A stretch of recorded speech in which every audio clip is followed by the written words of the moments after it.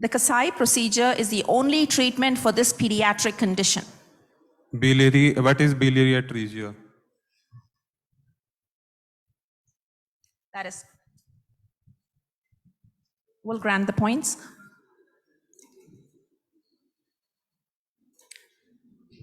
Okay, a few minutes break while we assemble for Final Jeopardy.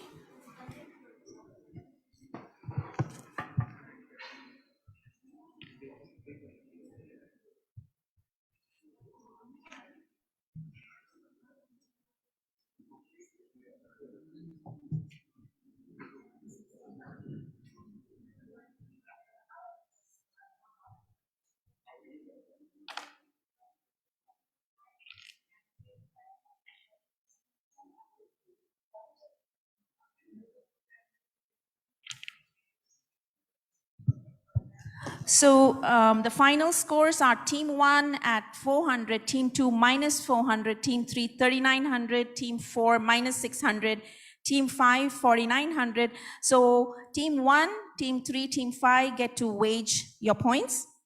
So did you all get a piece of paper?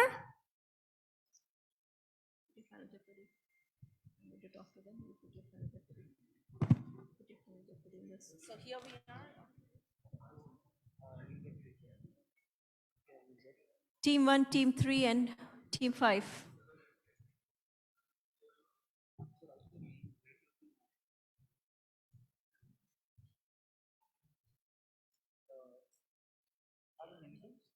No, final. Both your final.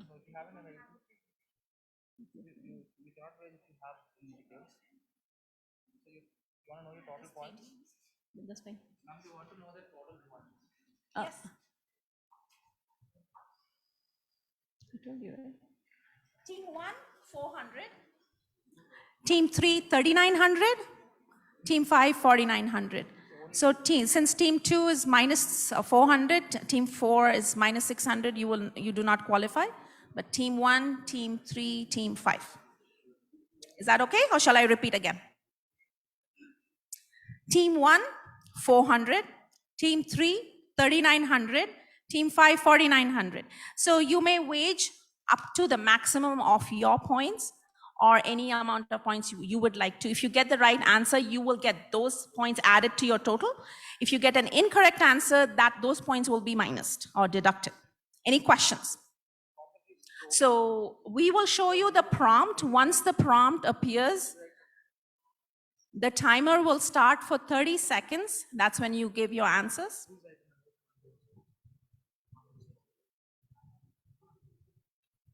Are you guys ready?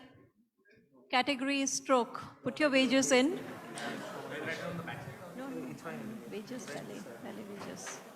Wages डालते हैं, फिर question करते हैं, फिर 30 seconds. So you only start your 30-second thing. That's it. You'll have to write the right answer. What's happening there? They're waging.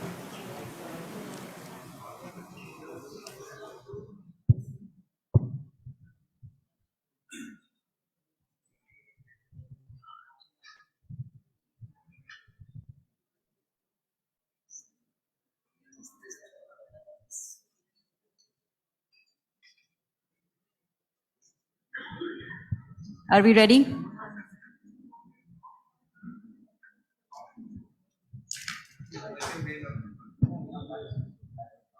The category is stroke.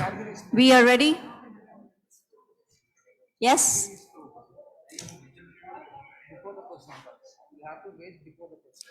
We need to move on.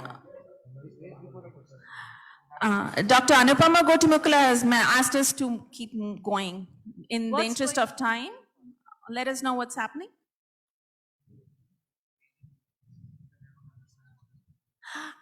Team 3, so what is your score?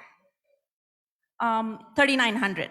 So you can score nothing, you can score minimum, any range from 0 to 3,900, you can wage up to 3,900.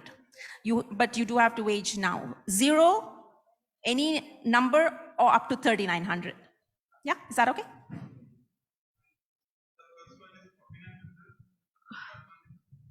No, Team 1 is 400. You don't have to worry about that. Your score is 3,900. So just wage 0 to 3,900.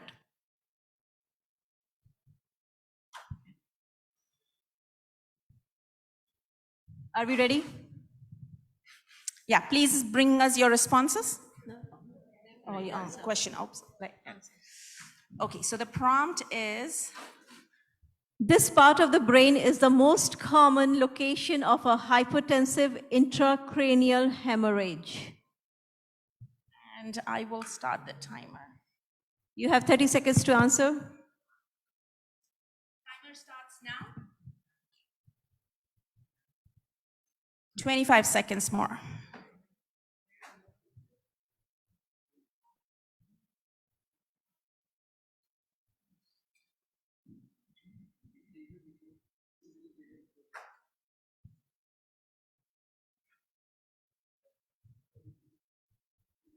Five seconds more. It's all done. Give the answer. Done. All four? All three, right? The answer is what is putamen. We will get back to you with the final scores.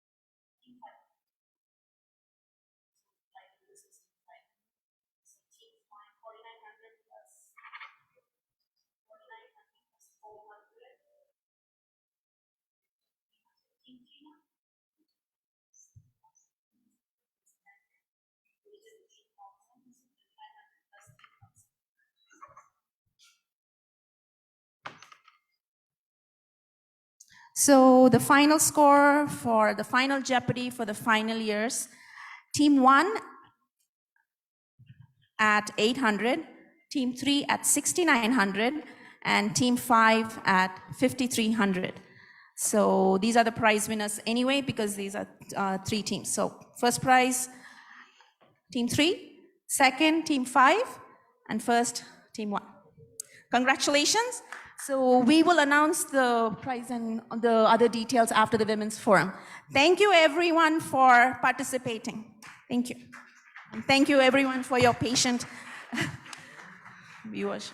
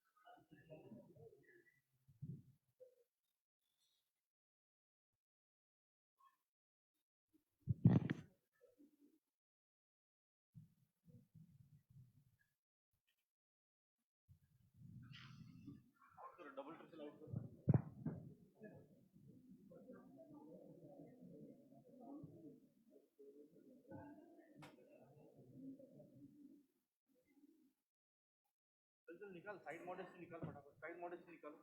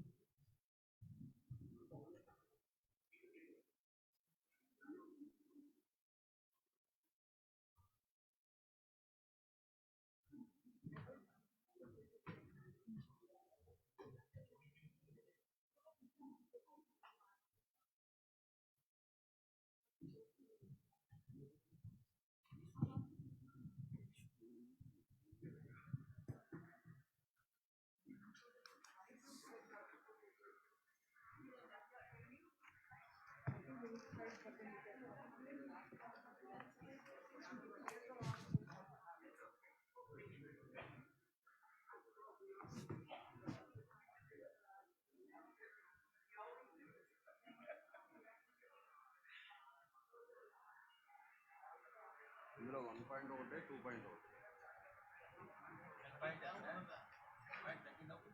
Oh point ఉంది.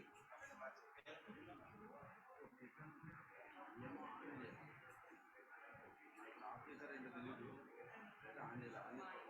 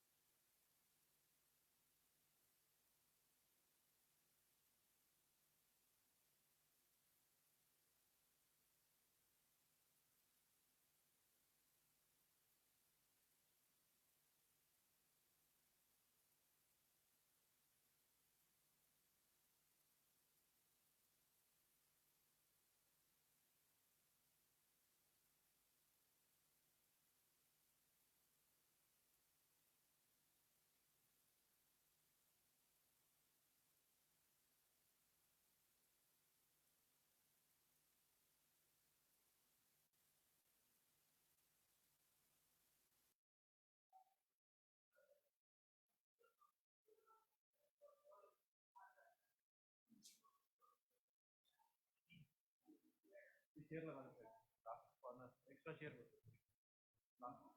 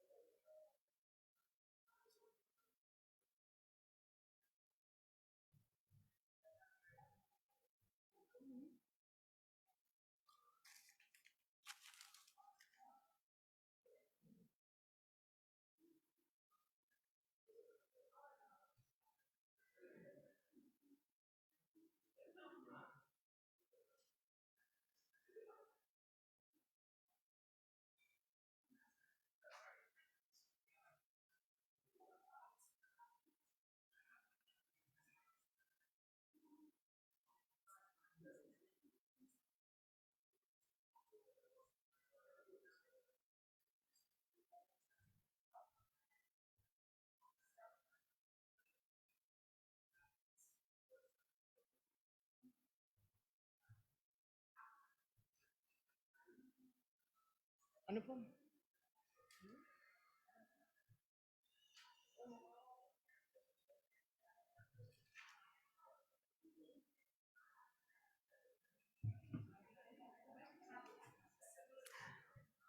Good afternoon. May I have everyone's attention? I'm sorry we were running late behind our schedule because of other programs. So I am Dr. Meher Meravaram. I'm the Women's Chair for the GHS Women's Forum. At this time, I would like to invite first our committee members onto the stage, please, all the Women's Forum, and Dr. Anupama Gotamukula, Seema Arora, Uma Jonalagada, Malti Mehta, and Uday Shivangi.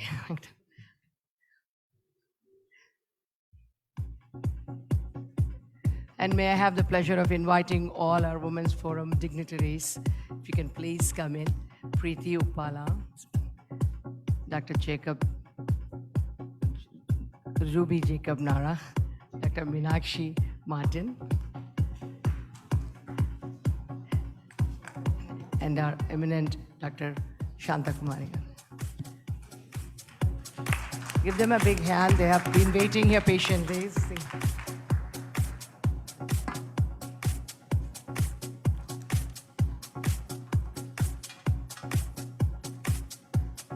At this time, I would like to recognize our RP Women's Chair, Dr. Seema Arora. Dr. Seema Arora is Women's Chair for Physicians Committee for 21-22. She's also a past BOT Chair for the RP, and she's an internal medicine physician and specializing in aesthetic medicine that you could see. She's always well dressed. And she works at the Harvard, Massachusetts Brigham Hospital. And she is the past president of Lady Harding Medical Alumni and also IMA of New England. This time I welcome Dr. Seema Arora. Thank you, Meher, for that nice introduction. So hello and welcome everyone to the Women's Forum session of API Global Health Summit. Today I'm going to tell you a little bit about what our Women's Committee has been doing in this year, because it's been very active and we've done a lot for women's issues. And recently we had on Zoom, we had a session globally attended by panelists, which is on domestic violence prevention. And now we are here to serve our motherland and to give back and through this Global Health Summit. And specifically, our Women's Committee has been involved in the project of prevention and eradication of cervical cancer by HPV vaccination, which is in accordance with the theme of our summit, prevention is better than cure. Secondly, we are trying to spread awareness and also inspire women by this forum. And the theme of our forum today is Women Who Inspire. And today, under this one roof, we have these very many inspirational women, very accomplished in their fields, from various walks of life, from across the continent, who can be role models to all the other women around the world. But before we open the forum to the discussion, I would like to introduce briefly my committee here, who's been working very, very hard for past many months to organize this event. And these are themselves very accomplished RP physicians who are multifaceted, multi-talented women who themselves can be inspiration and role models to many. So first and foremost, of course, our President, Dr. Anupama Gotamukula. I would like to give a big hand to her. So Dr. Gotamukula is a pediatric anesthesiologist at Children's Hospital of San Antonio, Texas, and also past president of Texas Indo-American Physician Society and alternate delegate in IMG. Welcome, Dr. Gotamukula. And she is such an inspirational woman, as you can see, organizing this big global health summit in this time of the pandemic was not an easy task. So Thank you, Dr. Gotamakula.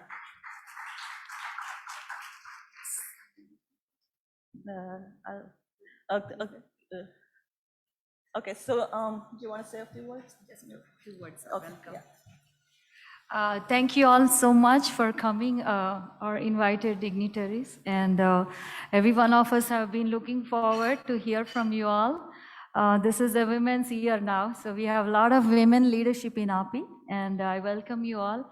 Let us share our thoughts and hope we will inspire the rest of the women and men in this room. Thank you. Next is our advisor, another very inspirational, strong woman, Dr. Udaya Shivangi. And she's also the chair of this Global Health Summit this year. Dr. Udaya Shivangi, where are you? Okay.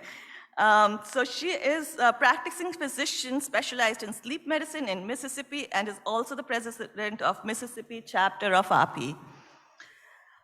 Dr. Meher Medavaram, you just met her. She is the chair of GHS Forum this year and also member of API Physicians Committee. She's a practicing physician in Illinois and clinical preceptor of family medicine in University of Illinois, Chicago. She is also the regional director of API Northeast region.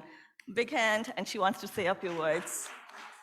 Thank you, Seema. Just want to say one thing about our committee, that we came up with this prevention for cervical cancer, that is also the theme of PARC for this year here and also for India, because cervical cancer is number 2 killer. So when this morning when we started, we wanted to raise and give about at least 100 vaccines to save like 100 lives, cervical cancer, and it was amazing response that people of my committee and also all the API committee, they opened up their hearts and their wallets, and we raised 6.5 lakhs so far, just now within 3 hours, okay?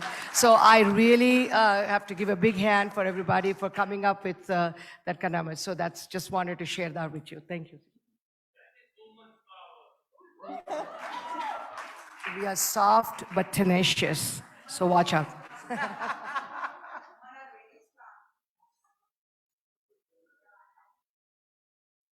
All right, moving on, our next member of API Women's Physician Committee is Dr. Malti Mehta. She is a board-certified psychiatrist practicing in North Carolina, and she's also the regional director of API South Region and vice president of BGMC College Alumni. Dr. Malti Mehta. Next is Dr. Uma Jonala Gadda, member of GHS Forum. She is a family medicine physician practicing in Georgia, the president-elect of GAPI chapter of API, and was co-chair of API Obesity Committee, which did really well last year, spreading obesity awareness. All right, so next I will be introducing our esteemed guests today, and I'm going to start with Ms. Preeti Uppala. She is an investment banker turned into a thought leader, a media entrepreneur, and Miss India International. A geopolitical expert, award-winning international columnist, and director of the Omnia Institute, she is also a public speaker, actor, radio, and TV commentator based in Hollywood, host of a popular show called The Preeti Experience. I could go on and on, but in the essence of time, I'm going to just say a few lines, and she's going to be speaking and telling more about herself a little later. So welcome, Preeti. Next is Dr. Tejaswini Manogna, who you all met her yesterday. So we're fortunate she's joining our Women's Forum today again. A young medical doctor, graduate of Osmania Medical College, Hyderabad. She's the title holder of the beauty pageant Divine Miss Earth India 2019. She's also a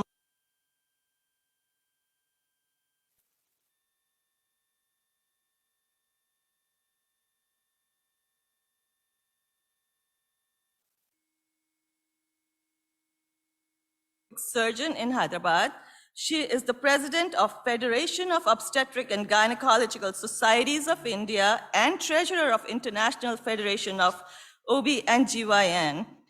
She is committed to have a Cancer Mukt Bharat by 2030 and to elevate women's health globally and to stop violence against women. So that goes pretty much with the theme of our prevention theme of our summit, which is, Cancer Mukt Bharat, and she's going to talk a little more about it later.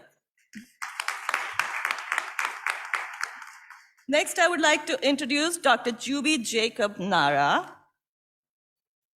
And she is also a physician with Masters in Public Health and Business Administration from Cornell University in America.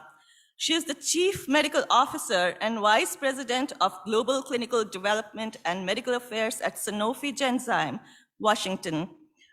And she is involved in the development of specialty pharmaceuticals, vaccines, biologics, and other consumer products. Again, a very accomplished woman, and she is also very much involved in prevention.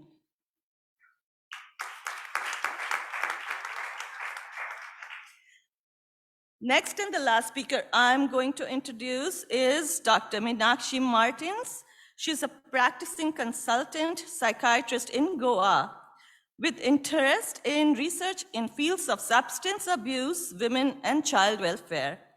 She has been honored by the Psychiatric Society of Goa for services rendered in the field of mental health. She's also an award-winning theater artist, film, television, and Netflix actress. Dr. Martins. So as you can see, these are very accomplished ladies wearing so many different hats, and I am in an awe how they do this all, but like Dr. Kishan Kumar say, women power. We can do it all.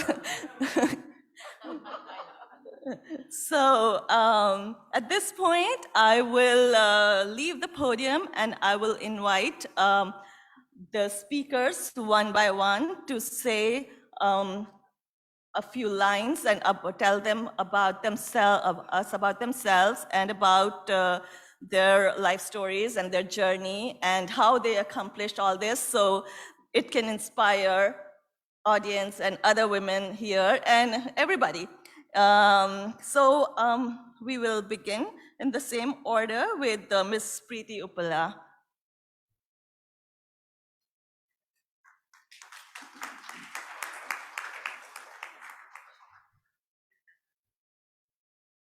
Just this a bit.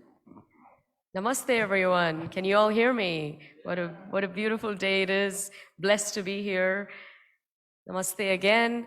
Want to thank Dr. Seema Arora for introducing all of us and doing such a wonderful job, and Dr. Anupama as well for being the president of API and making all of this amazing global summit a reality. So thank you so much.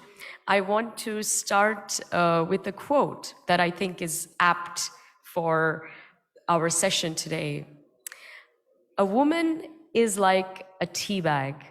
You only know how strong she is when she is in hot water.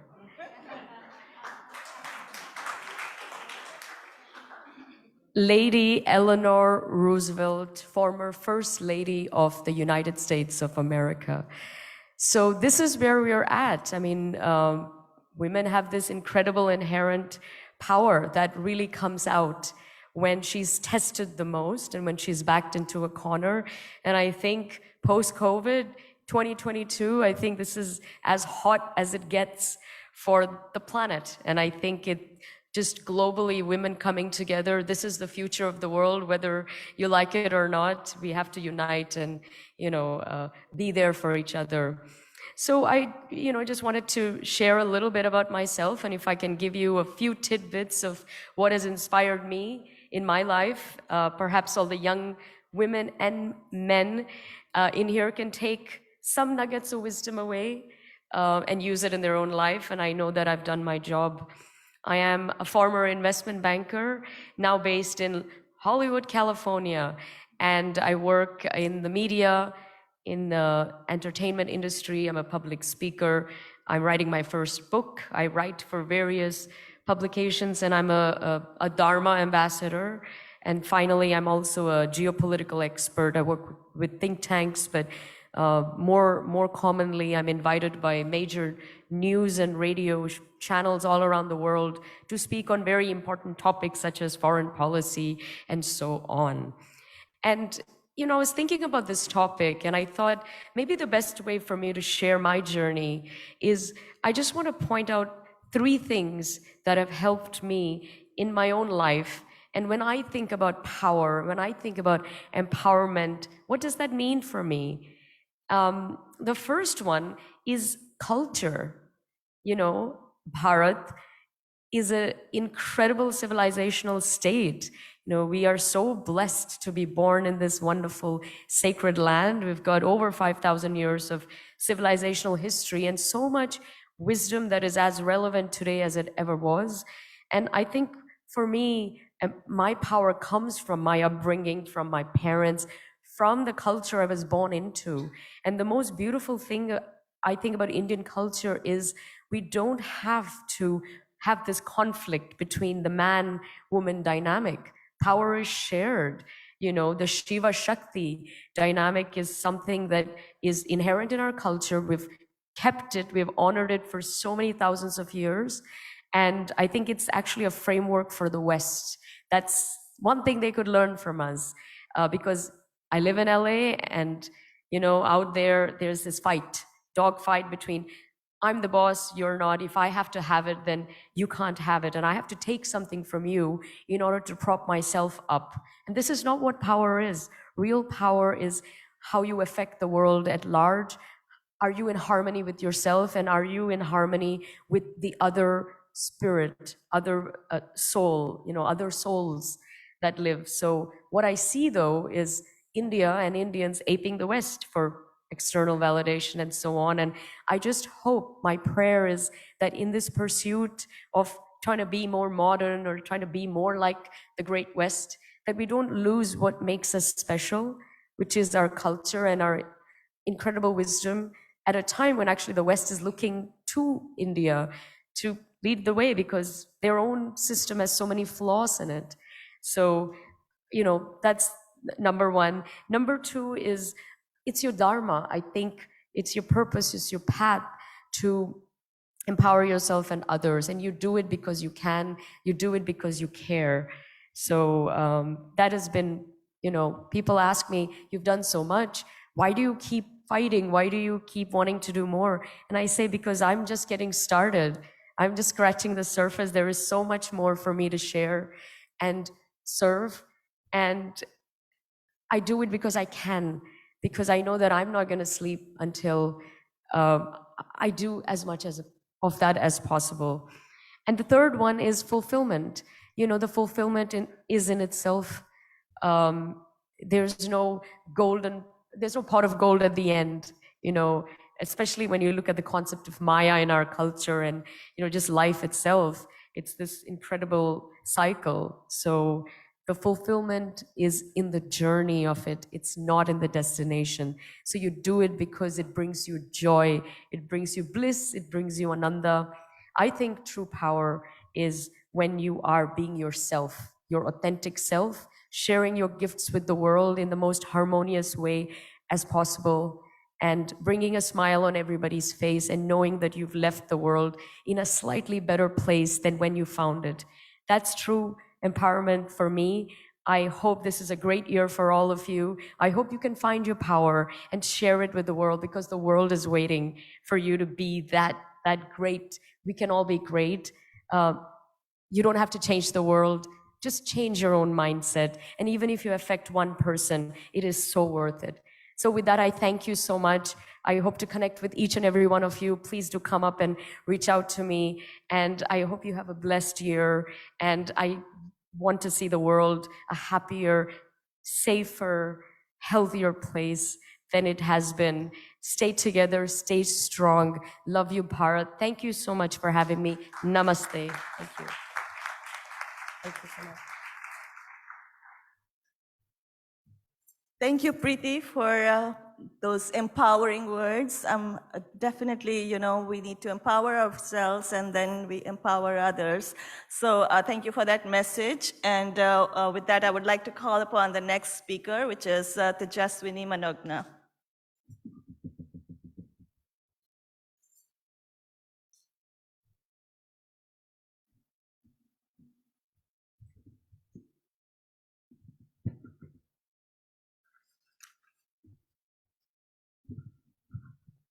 Good afternoon, everyone. How are you all today? I know you all just had your lunch. I hope you all are not sleepy. My respects to the dignitaries on the dais and off the dais. I am delighted to be here today amongst those women who bravely voiced their choices, who became the voice of many other women and created an identity for themselves while gracefully balancing both their profession and their family. Hats off to all of y'all. A huge round of applause for all the women present here on the stage and off the stage. Nature, as such, has given a bigger responsibility to women to bear a child. And in the making of a child, a mother plays an incredible role. My mother, who's here with a camera standing there, okay, she had a huge influence on my life. She is a really simple woman with a strong ideologies in her life, and she believed in simple living and high thinking. And she taught me the same values. And she made sure that I wake up early in the morning at 6 a.m. from the time when I was born. So, you know, she never let me sleep beyond 6 a.m. And I think it's the same kind of discipline I still carry forward. I still wake up at 5 a.m. and do all my activities. So she made sure that I grow up as, you know, as a disciplined child. And while working, she was working as a software engineer, and while working, she made sure she dedicated her weekends to me, and with that little salary, whatever she had, she made sure I went to the best dance class, wear the best outfits. So she's done her best, and, you know, despite a lot of negativity which comes around from the society, which might say that is all this necessary for a girl child to be doing all of this? Despite of all that, she gave me a path, and I think it is from her that I learned the attitude, the never give up kind of attitude. And growing up in a simple family, it taught me the art of survival, the art of being humble, and the art of being grounded despite any kind of achievements that I might make in my life. And my parents might not have given me a lot of comforts in terms of materialistic terms, but they have given me an incredible upbringing, and I'm sure I'm going to carry forward the same to my next generation. I think it's okay to give the kid also a little of credits to listening to a parent like that. So I had a vision. I had a vision to be the voice of the women, to be the ambassador of the youth, and the will to do something for my nation, and that dream to do something big in my life, and the desire to lead a better life. I think it is these qualities which help me step out of my comfort zone and chase my passion. I became the All India's Best Cadet of NCC, honored by the Prime Minister and President of India, and got the SAARC countries medal in Sri Lanka, and represented India probably in 6 to 7 countries. I am the Miss India Earth and represented India and Philippines and got my international medals. I've been a Bharatanatyam dancer for the past 20 years and given over 2,000 performances, and a yoga practitioner, a trainer, an eco-activist, and a philanthropist. Let me tell you, I mean, doing all this is definitely not easy coming from the background that I belong to. Okay, it took me innumerable challenges and innumerable failures and hardships to be doing all of that. But if I can do it, can we not do it? I mean, you all can do it. All the youngsters present here. I am no angel coming from the heaven. I belong to the same kind of family, same kind of middle class environment that I'm brought up in. But if I can do it, you all can do it, right?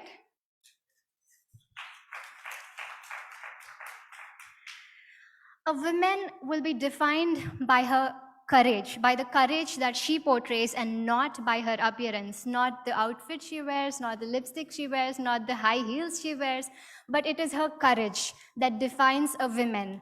And having that self-confidence is the most important key for a woman in this kind of a society. A woman, I mean, talking about empowerment, what is empowerment? Empowerment for me is this, just creating that self-worth, giving them the right platform and giving them the right to make choices in life. We don't need women's rights. We just need the human rights. That's it. Just as much as men need. Even, I mean, in the current, at least it is better now, but it is still, even basic education is a luxury to millions of girl childs, in the rural areas. With limited educational access and early school dropouts and physical and sexual abuse, domestic violence, rape, and gender bias and unequal pay, I think a lot of us face a lot of such problems in our day-to-day life. Maybe not the same, but I think every woman here must have faced some kind of discrimination in their life. The only thing I want to say to all the women is that, dear women, speak up. Do not suffer in silence. Voice your opinions. Be bold to use your voice. Be brave enough to listen to your heart and strong enough to lead a life that you have imagined. And on a lighter note, educating a woman means educating a society, it is said. Is that right? It is right? So a very simple example to prove this is that, for example, if you look at your mother in your house, she might not be working right now, but she might have got some kind of education, or even if not educated, she talks to the milkman, she talks to the garbage picker, she talks to, the paper guy, and she talks to everybody outside and asks, how are you doing? And she takes care of the well-being of those people, and she asks, is your kid going to school right now? So she is trying to educate everybody that that she encounters in her day-to-day life. And also, women at home, how many departments do we manage? Many. So, Ministry of Home Affairs, Ministry of Health and Family Welfare, Ministry of Child and Women Welfare. So, if a woman can manage so many things at home and she's already experienced to do so, don't you think she can lead the nation? Of course, right?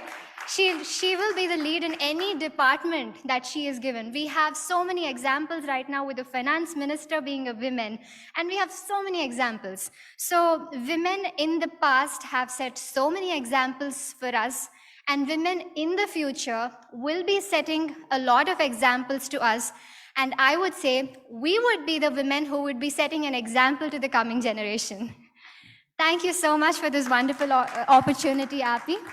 Thank you, Anupama ma'am, for choosing me here and making sure I'm here. Thank you, Appy, and thank you everyone in the audience. Thank you.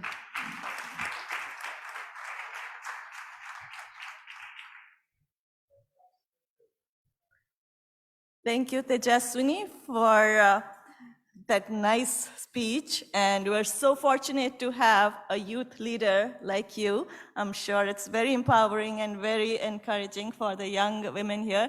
And I'm so glad you talked about your mom. Of course, strong mothers raise strong daughters. And my daughter being here in the audience today, I hope someday she says that to me. Next, I would like to invite Dr. Shanta Kumari. Please.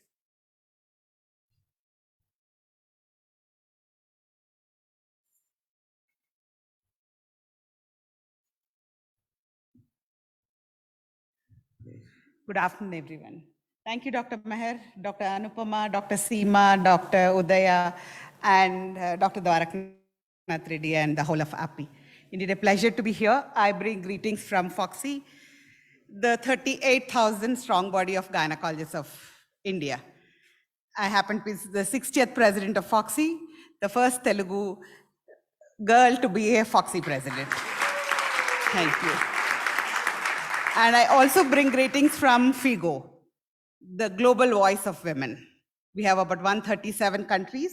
If you go with headquarters at London, we are the global voice of women. This year, when I took over as the president, Foxy, I came with my team, Foxy for All, Always, and Dhira, Stop Violence Against Women. In fact, in 2016, when I was the member of FIGO's working group on No to Violence Against Women, that was a time when FIGO started this international group, but they didn't have a direction. When I was made a member, I initiated the Dhira initiative.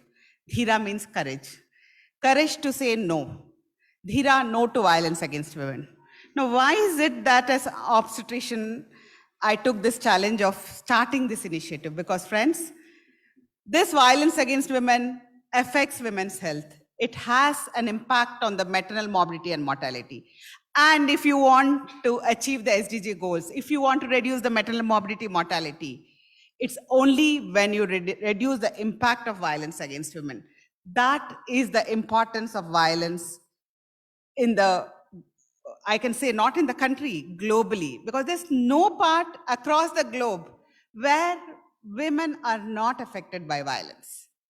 So I think that's so very important that we have heard our young girls. We just heard Amanogna so beautifully put it, and even Preeti, and I'm sure there are many more girls, young girls here, who will definitely agree with me. I always believed, if you really want to do something wholeheartedly, you will definitely be able to do it. You need to have the in-thing in you that, yes, I can. Now, I really appreciated your theme, prevention. So absolutely right. We're talking about the cervical cancer prevention. As a Foxy president, when we started this Cancer Mukt Bharat. So Foxy says Cancer Mukt Bharat in association with the Government of India's policy, because we are unfortunately having a very big burden of cervical cancer in our country. And it's hovering between the second and the third place, where sometimes the upper lip and other things, and of course breast has overtaken cervical cancer, but it's such a huge burden. And I think the onus is on all of us to see that we can try to reduce the impact of cervical cancer in our women. So as Foxy and FIGO, we are advocating the 90-70-90 policy. What is it? Simple. See that 90% of your adolescent girls are vaccinated. See that 70% of the women are screened. Now, yes, we believe in HPV and colposcopy, and 90% of the women tested, screened, should be, who have tested positive, to be given the treatment. That should be the policy of everyone globally. And that's what Foxy and FIGO are aiming. And in fact, we are partnered with the WHO, UNICEF, and so many other organizations to actually send across this message. In fact, this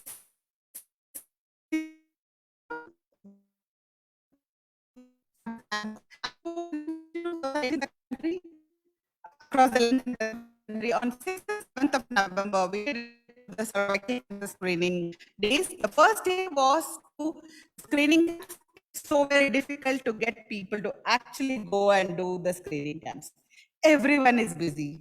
All the doctors, I can't really blame them. Everyone has their own, I can say, their own various activities. It's so difficult. But in spite of it, I'm so very proud of my members who actually come up to the in pandemic. They did do a lot of programs. In fact, I was at the launch program at village in Kannur. 300 women screened with colposcopy and vaccinated. Please tell them, you give us, do camps, give us vaccinations, give us the colposcopy. We will give you the votes. Don't you think that's your responsibility? The Sarpanch was so very keen. I think that's very important. Going to the level, because it's so very difficult for us to actually reach out to all the villages or individually. But if you make the local people involved, make them feel that they actually have to take care of the women, it will go a long way. And that's so very important. So that is a project which Foxy has been doing. And yes, Dhira initiative, when we started No to Violence Against Women, I'm very happy to introduce. I have started this Dhira project with coordination with the UNICEF India and WHO. This is basically to actually catch them young. We started the online certification course. The best thing is you need to touch those young minds 9 to 12th class and do some sort of, you need to actually focus on them. So with this online certification courses being taken for all these 9 to 12th class students to only sensitize them on violence against women and how it makes a difference in the health of the country.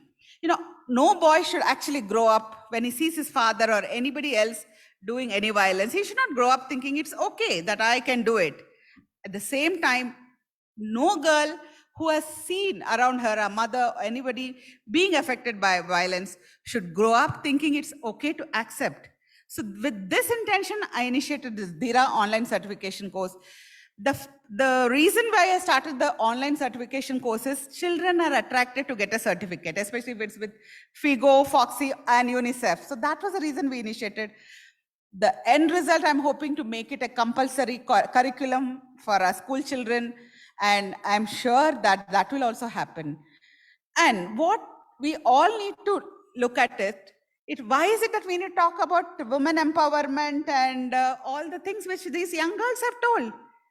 Absolutely right. When you're talking about sexual and reproductive rights of the woman, who is going to decide when the girl is ready to marry? Who is going to decide when that lady wants to have a baby, she should have baby? Who is going to decide that she should have an abortion or anything? Is it going to be the mother, the mother-in-law, the husband, or the government? It is the woman's sexual and reproductive right. And that is so very important. I think that realization should come. And to be very honest, let me tell you, friends, we women in India are much more empowered than many other women across the globe. I have traveled the length and breadth. And let me tell you, to take this dhira to the FLASOC countries, the Latin American societies in 2017, I had to fight with them for long. They said, no, Shanta, we can't do it. It's all a male dominated. So, it's so difficult. It is so this, that, fought with them. And I said, no, we have to do it. And they did agree in that Congress it was in Cancun. After everything, they said, okay, we have a press conference. They had all men addressing and everyone sitting. So I said, sorry, this is not what is called empowerment. Who is it that you are addressing? And who is it? And finally, they agreed to make the women of the FLASOC societies. Of course, it was in Spanish. I really don't know whether what I explained, they've actually translated in the correct sense. So that, absolutely. So partner with men to say no to violence against women. And in Rio, to make this dhira walk, this public awareness program, I had to fight with them for 6 months. They said, no, political, this, that. Then we had to say, look here, boss, FIGO is our Congress. The world is looking at us. We are the global voice of women, and we did make it possible.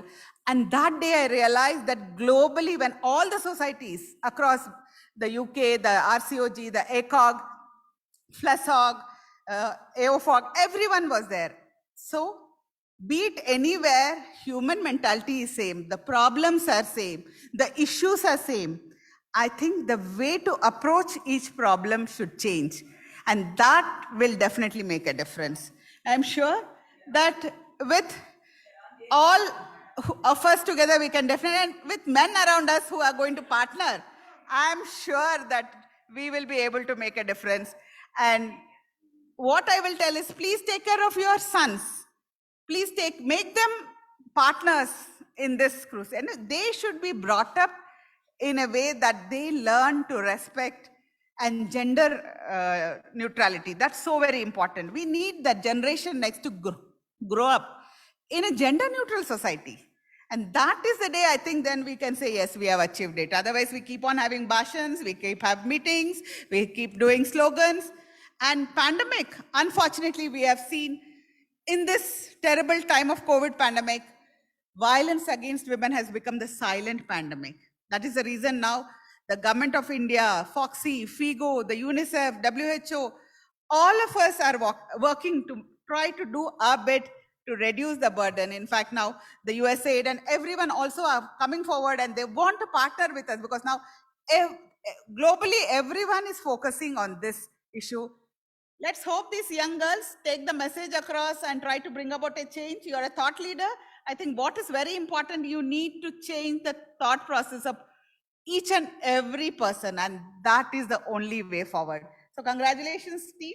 You've done a fantastic work, and I'm sure you will be able to do more, and we are always here to support. And thank you, Dr. Anupama and the whole team. Thank you all, friends, for having us here.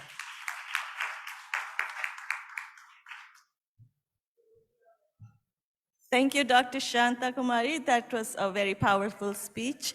And thank you for shedding light on what India is doing for prevention of cancer and also for domestic violence. And actually, that happens to be our themes, what we've been working on in API this year, cancer prevention and domestic violence. So I'm glad we can work hand in hand. And the next, I would like to invite Dr. Juby Jacobs-Nara.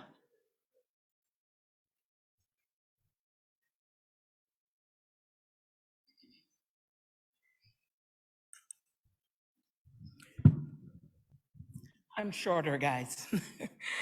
So first of all, it's been such a pleasure being here.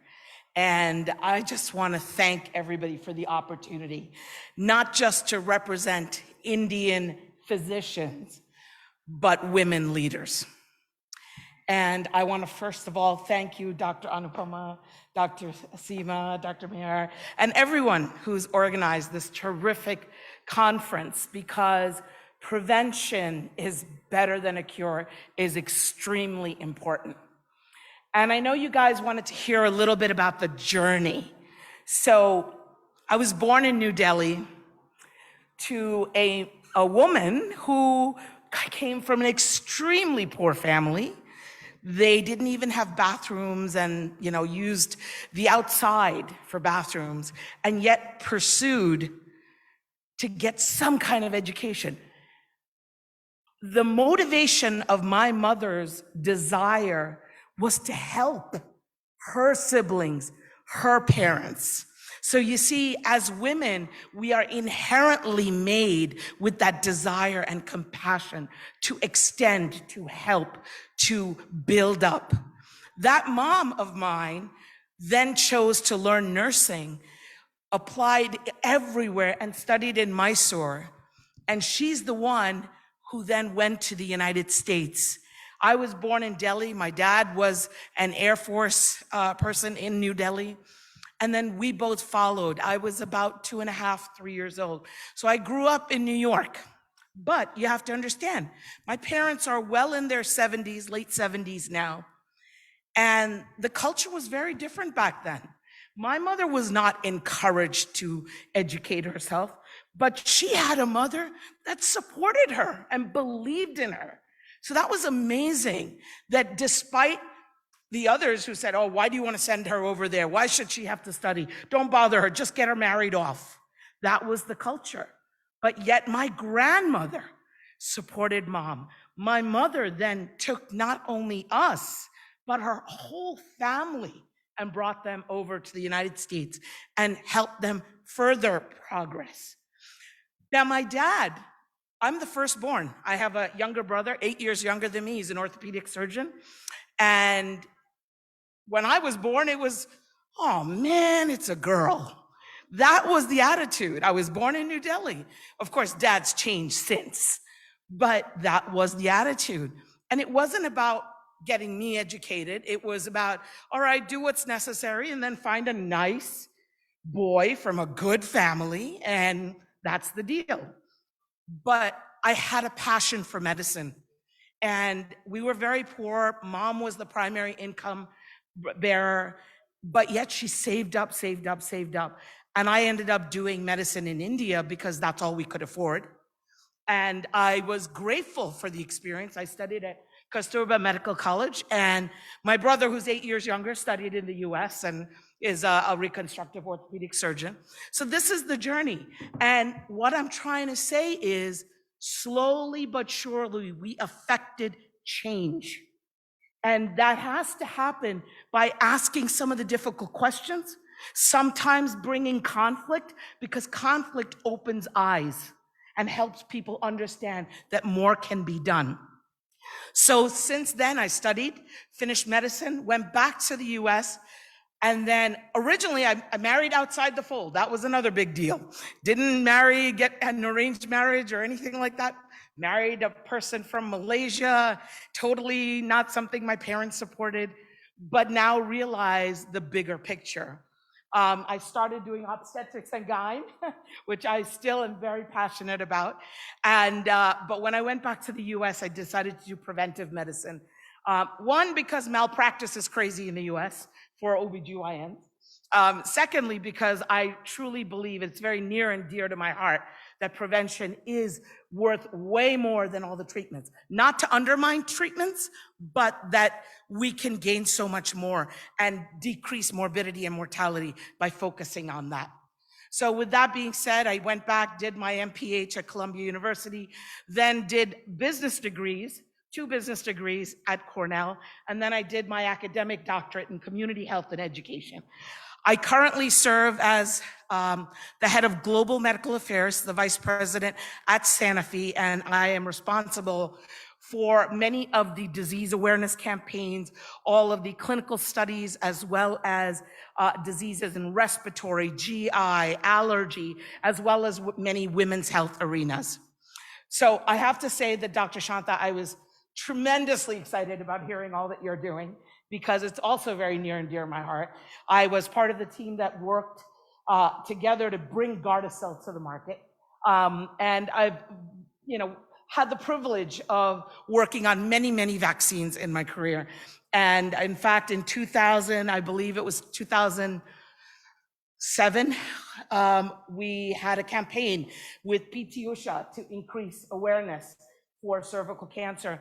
And just anecdotally here, when I was in my second MBBS first term, when we started clinicals, we started with obstetrics and gyne. That was my rotation.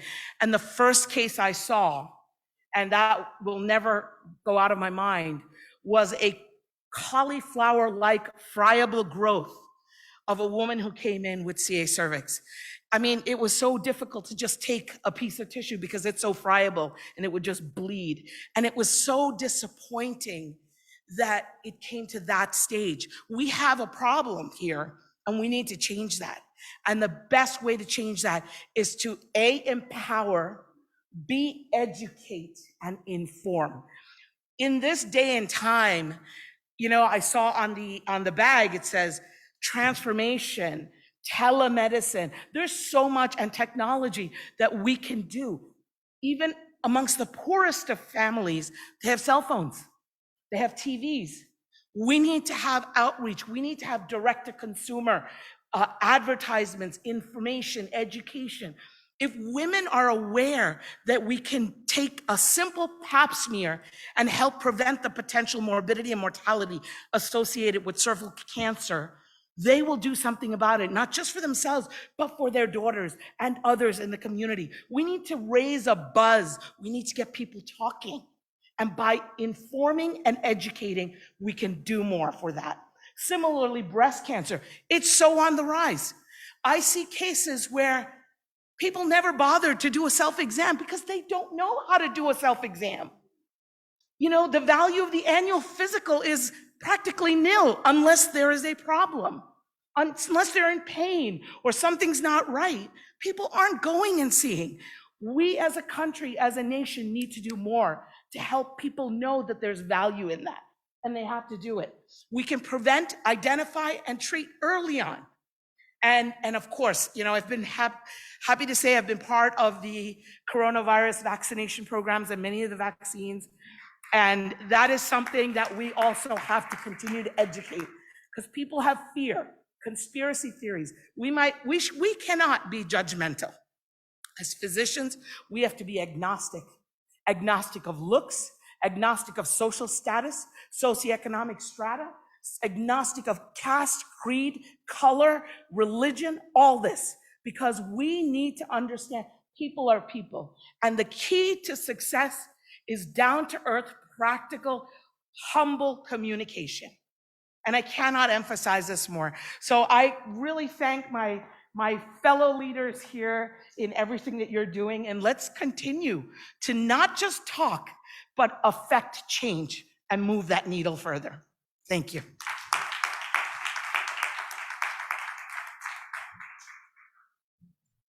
Thank you very much, Dr. Jubi Nara. That was really, really very inspirational. And thanks for sharing your inspirational journey of life with us. That was really heart-moving. And also giving us tools how to handle these problems today. So our next speaker is Dr. Meenakshi Martin. Please welcome her.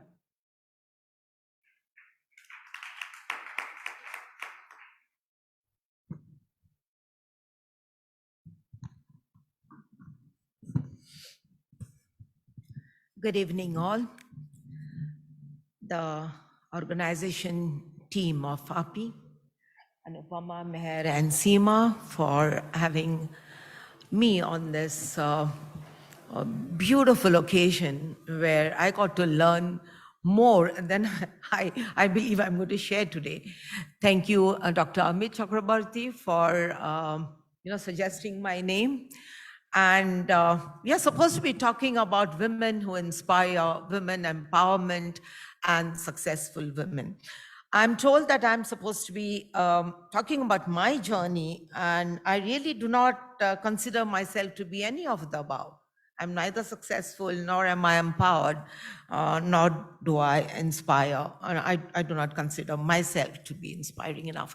But the speakers before me have done such a wonderful job, and that I feel, well, everything that I needed to be said here has already been mentioned by one speaker or the other.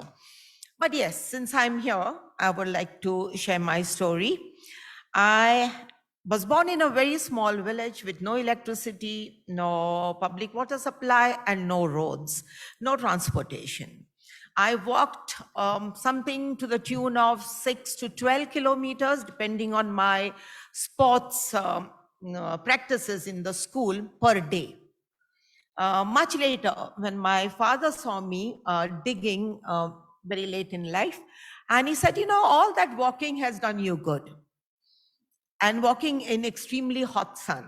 You come back home at 2 o'clock, have your lunch, 3:30, you walk back 1.5 kilometers, and then again 3 kilometers, so 4.5 kilometers, one way, in extremely hot sun, and then go there and play. I played for my state. So yeah, whatever we do, we start very young. Born to two parents who were freedom fighters. My father joined the freedom movement in 1942 when he was a 22-year-old student in Dharwad in Karnataka. We have been talking about, being from all over the country. People are born somewhere, study somewhere.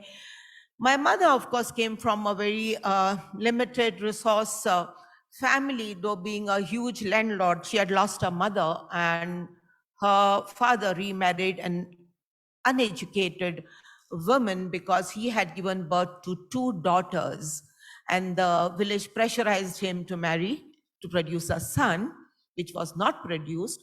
So my mother remained the sole, sort of a guiding light for that family.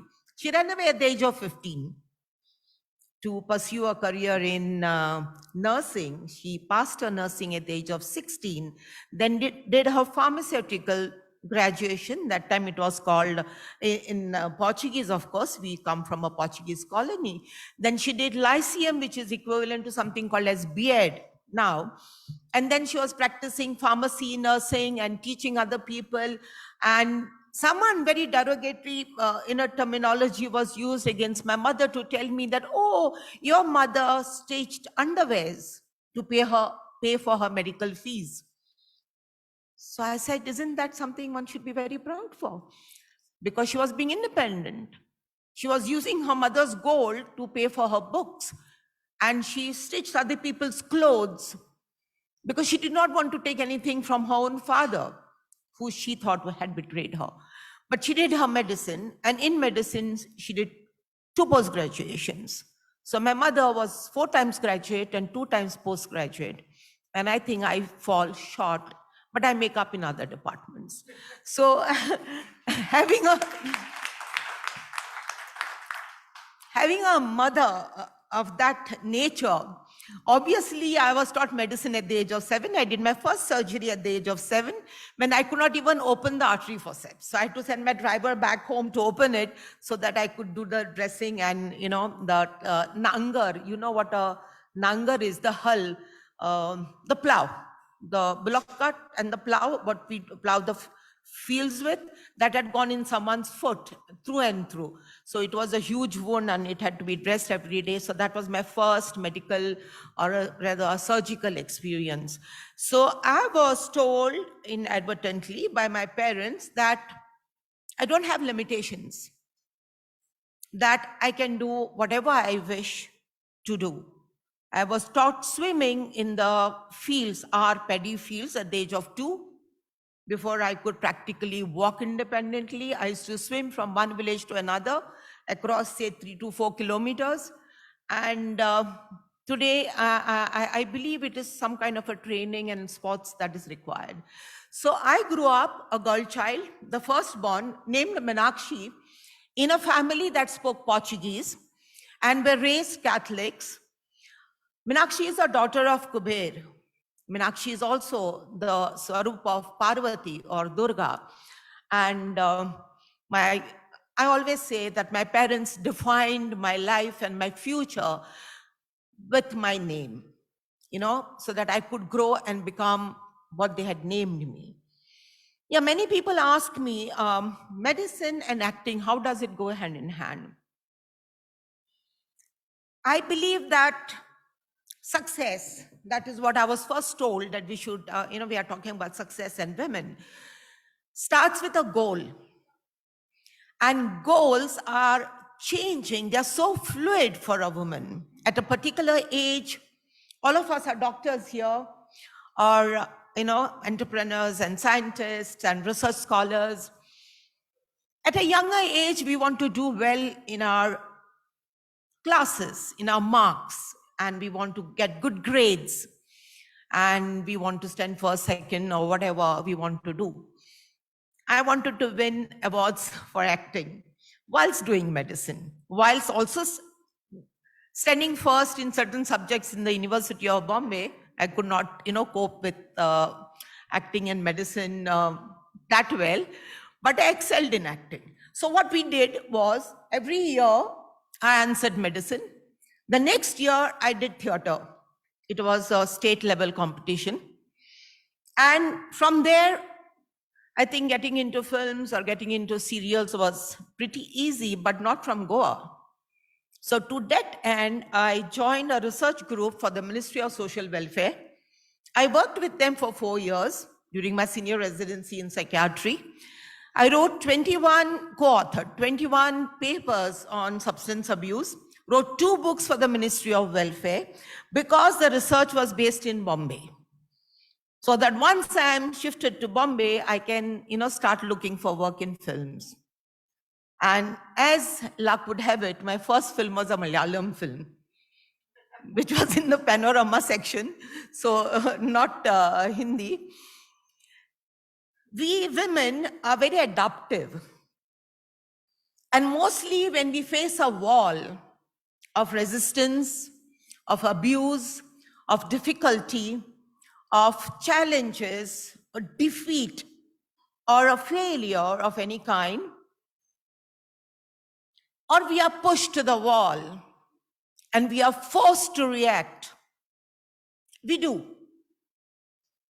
So when I could not, I set up a hospital in Bombay, of course, 45-bedded hospital for drug de-addiction and rehabilitation.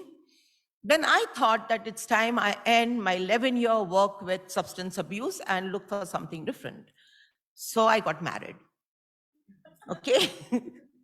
And I got married, Ogon, raised in a very open and as far as my abilities were concerned, my father did not ever allow me to wear anything above my elbows and above my ankles. So I didn't wear dresses after the age of 13. I was not allowed to use lipstick by my father. I was also not allowed to cut my hair. So a pure Indian kind of a culture with no tinge of Western influence on me, and I was raised thus. So when I married a man who was raised by UP parents, nothing wrong with UP here, okay? And you are, okay. My in-laws are both PhDs, incidentally, in literature. But there was so much restriction. And they adored Madhuri Dixit. They would run to see Madhuri without their chappals, barefoot. But they would not understand why on earth did a doctor want to act. They had no concept that I had moved to Bombay only to act and I had no other intentions. Marriage was incidental. But the challenges didn't stop there. I also wanted children. It's a biological clock business. And I think we fall prey and we are stupid to convince ourselves that we need children. And I'm very happy that the newer generation and the current girls are refraining themselves from falling prey to this mythological notion that every woman has to be a mother. I'm a very proud mother. I got twins. They're 30 years old. One of my sons has got cerebral palsy and bilateral kidney failure. He's in a wheelchair. That redefined my goals as to who I was. I could neither be a psychiatrist, nor could I be an actor, because I had to be a full-time mother. And I became one. I had to take him for physiotherapy and I had to run the length and breadth of Bombay trying to keep him alive. When doctors said that he would not survive 3 weeks, then they said 3 months, and then they said maybe 2.5 years, and he's 30 today. And sometimes he thanks me. I choose to remember the good times when he was a baby and he would climb up on my chest and say, "Wee, good morning, Mama. What a wonderful day it is. Thanks for birthing me onto this wonderful planet of yours. It's so lovely." And he said that every year for years. Now he's 30 and he's having a doubt. That's because maybe we goofed up with the planet, nothing wrong with him. And so, yeah, so I was faced with the wall again and I had to make a shift. So when they were 3 months old, I was asked for an audition in RK films, the Raj Kapoor films. There were 67 girls. I mean, I was a mother of 3-month-old babies, but no one knew that. And I was also breastfeeding, which also no one knew. And so 67 females were being auditioned from morning 10 o'clock to evening 7. And I was the last woman standing. And I was selected. That's how I got the Malayalam film, because Shashi Kapoor didn't make his film. But I was very honored to be trained by Shashi Kapoor for almost 3 months every day. He didn't know I had children. I would carry my 4 months old, 5 months old, 6 months old and keep them with the maids in his garden. Till one day my son fell and he started howling. And I told Shashiji, I said, I have to leave. He says, whose children are crying outside? I said, well, I'll have to go and see whose children those are, but I have to go. I never told him I had kids. And no one knew I had till I started bringing them on shoots, when they were 4, 5 years old. Yeah, so every woman, I think from inside somewhere, finds the courage in the pursuit of this courage, because having a child who is dying is no fun. I cannot tell you the kind of trauma that I went through. I mean, I'll not generalize it. Trying to save my son, who does not have, the proper renal functions. He had ventricular septal defect. He had a tumor in the right atrium. So there was a lot of confusion. And when medicine failed, and I was told by the doctors, get out of our clinic, don't waste our time here.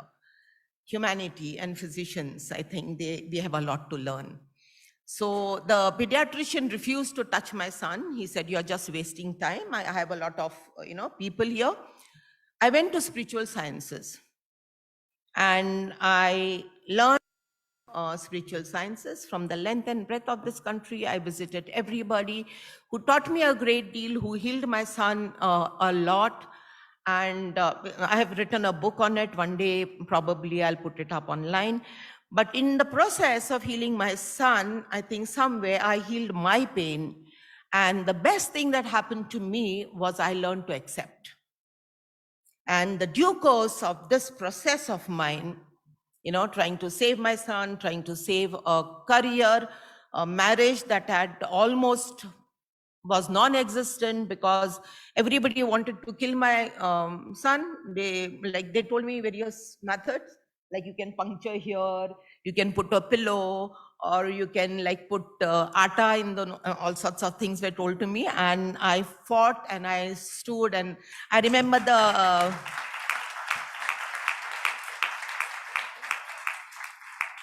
thank you. So I remember the statement I made when they came in to kill my child. And I stood in the middle and I said, the whole universe on one side and me and my children on one, and y'all can get lost. So I think the women have the power to do that, alienate themselves and to fight for what they love the most. So in the process, I learned that primarily I need to make myself better. So I went and studied science of the soul and various other things, in which I learned that Krodha, Maya, Moha, Ahankar, we call about Bharatiya Sanskriti, and we talk about Dharma, and we talk about Karma, and we talk about a lot of other things, but we never talk about how to improve yourself, oneself. And I think in that process, I learned to be a better human being. I learned to be more generous, more kind, more loving, more considerate, more compassionate, more understanding of other people's issues. We say, put yourself in the other person's shoes, but we really don't. So now when I see my patients and I give them so much time, and my statement always is, the fees psychiatrists charge, but you can pay me whatever. If it is a girl child and if it is a housewife, I make sure that I don't charge, just so that they come back for the next session. Because the moment they have to pay money for a woman, they don't come back for treatment. So I have, in that sense, then contributed through being on the Women's Commission, initiated laws in domestic violence, which are being implemented in the nation today. I have been on the committees for making of the rape laws, which are again implemented in the country today. The POSCO Act, the Prevention of Sexual Abuse Against Children's Act. So I was instrumental on the review, and I was on the committee for the before they're sent by the Parliament, by the President. So each of us have a huge ocean of resource, a woman, which we are capable of giving. And I think all of us here are doing that. I thank you so much for allowing me to speak. And I'm very, very grateful and honored to be in your presence. Thank you so much for a patient hearing. God bless you all. Thank you very much, Dr. Martins, for that very, very inspirational speech. And again, reinforcing women empowerment and how many hats women can wear, be a mother, professional, and at the same time pursue our hobbies. They have a right to do that, and you've proved it, that we can do it all. So I hope everyone here is feeling inspired and, work together towards women empowerment. At this time, we were going to open the forum for discussion, but because we're running a little short of time and the next session has to start here, I would just like to request each speaker to say in 2 lines, the closing statement, what your message would be for our audience, for women in India and women in general in the world. So you can start from that end to this end. And after that, I would like to invite Dr. Gotimukola for a vote of thanks. So 2 sentences, 2 words, that's tough. But I think the most important thing is that we don't stop. We don't stop pushing. the momentum needs to continue and move forward. We've got to move the needle. Not just overall health is important, but we are a pillar in India where the mother, the maternal influence is the key pillar. Let's continue to elevate that. And in our youth today and the youngsters that are growing, let's make sure they learn it right. You know, keep the good, dump the bad, and move on.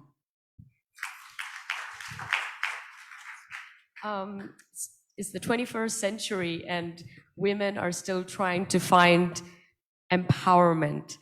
And so where have we gone wrong as a society if at this stage, these are the questions we're asking? I think we need to go back to the drawing board and redefine what empowerment truly is, because I think that's where we might have gone wrong. Know what real power is. It's within us.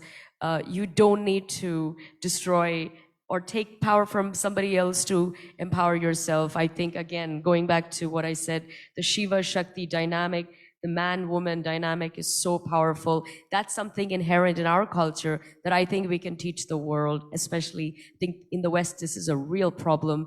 So my prayer to the Indian sister, the Indian mother, the Indian daughter is be proud of where you come from and your incredible culture and civilizational history. Keep that, keep the good. You can throw away the toxic elements, but don't throw away the baby with the bathwater, because that seems to be happening. So just be proud of who you are and where we come from.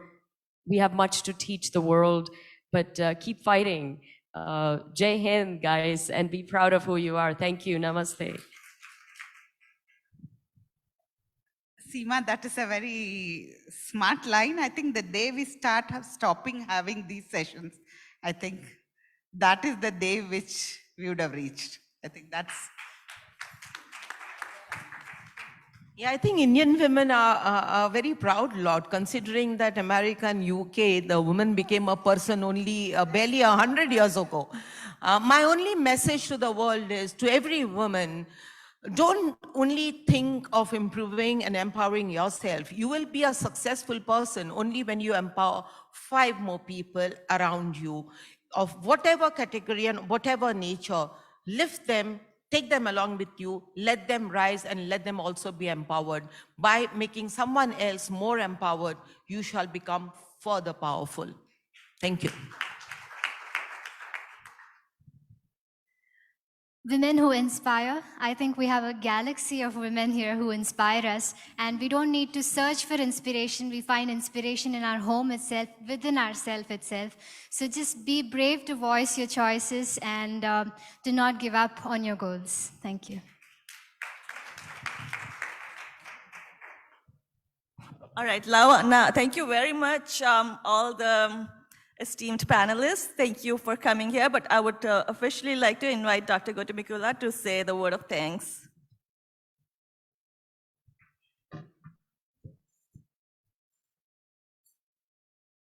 That was amazing. That was amazing to hear each of you, highly successful. I have to start from all the committee actually who put a thought into this theme, and I think we heard great message from each of them. I look at it myself as well, so where I came from and where I am today, and it's always inside you.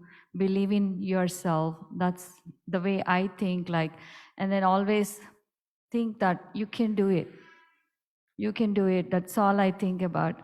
So there's nothing is impossible. So these are 3 things I think about myself, so I don't stumble, and stay strong and do what you want to do, and not to impress others, but you have to impress your own within yourself and be proud of yourself. And this is, thank you so much, all the speakers, Juby and Preeti, Dr. Shantakumari, Dr. Martin, and Tejaswini. Thank you so much for giving your time to empower us as well. Thank you. And thanks to the team, Seema and Udaya, my partner in crime. She put a lot of thought into what we should do to make this summit very successful. The woman behind, I need to recognize her. Thank you, Udaya. Thank you so much. I just wanted to say, we need to make a change. Today the Women's Forum is in the ballroom. That change was made by me. I'm so proud of. When I is becoming a co-chair and chair, it used to be like a 20 people, 30 people. It's always be 2 p.m. in the afternoon. But then later on, I insisted it has to be in the ballroom, and that too afternoon, 2 p.m., and everybody eat a good lunch and go to sleep. Nobody comes. Only 10 people used to show up. So I made that change.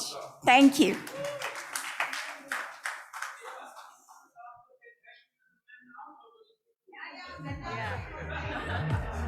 We cannot do without men. See, look at the number. More men than women here. That tells There have always been more men attending Women's Forum. That's been a record, always. Thank you, and thank you all the men for attending.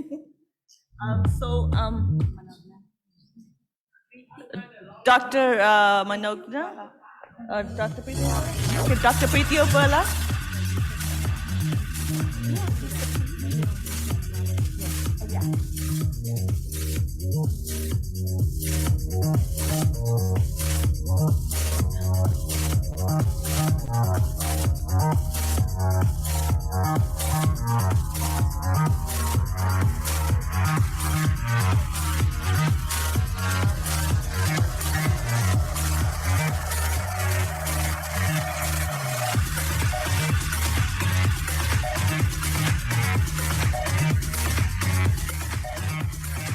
Dr. Manogna.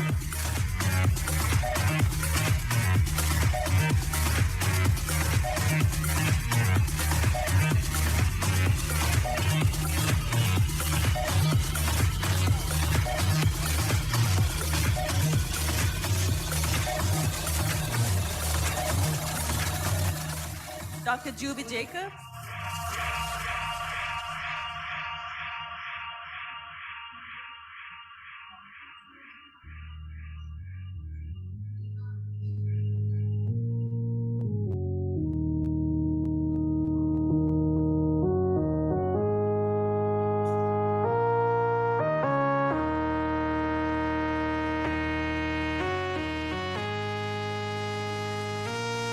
Dr. Shanta Kumari.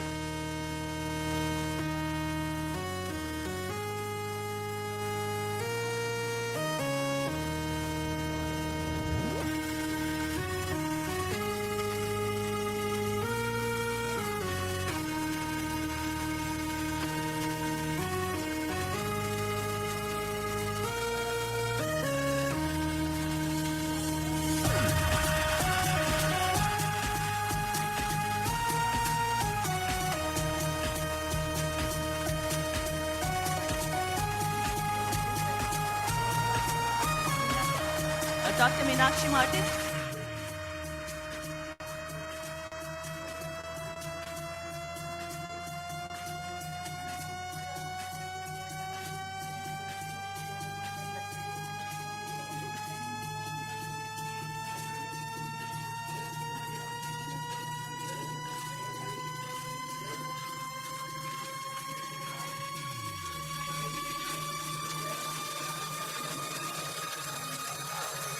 All the ladies. Huh? Oh, who?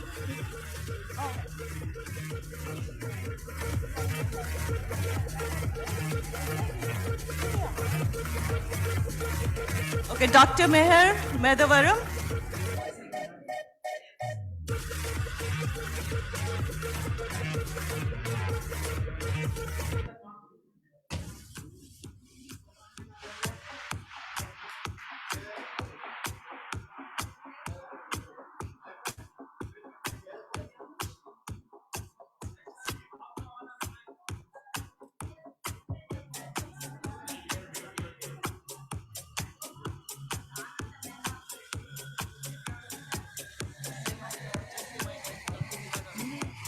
Dr. Seema Arora.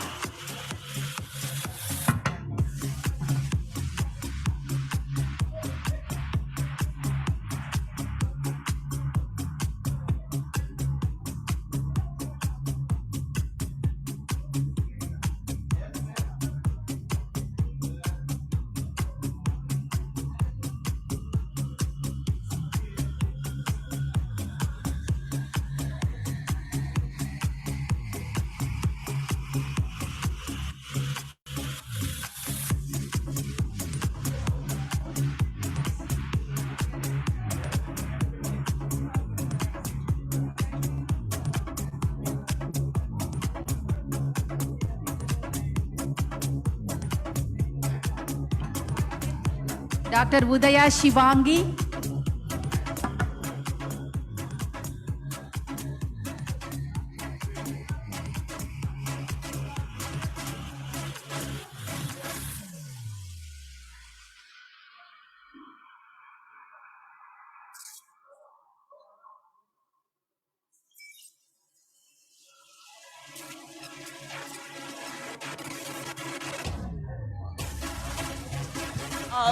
We want a group photo.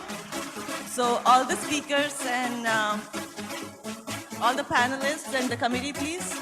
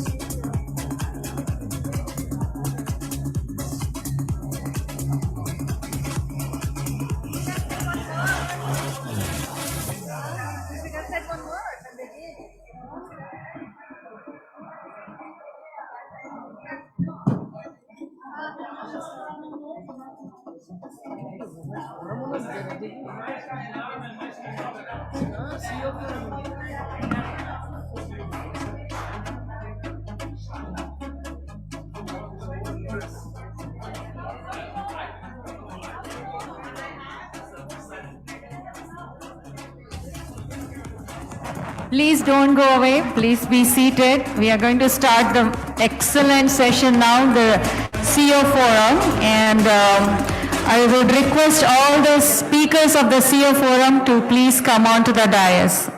All the CEO, Dr. Chelleen.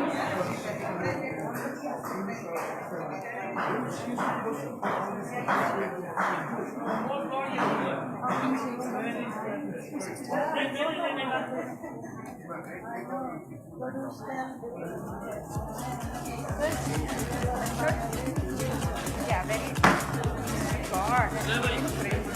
No, I had a question for the speaker, but it's not a time because of your program ran late. That's why everything messed up. But it was a good program. Sometimes I not answer. But you work hard. I wrote a question and all, Robert.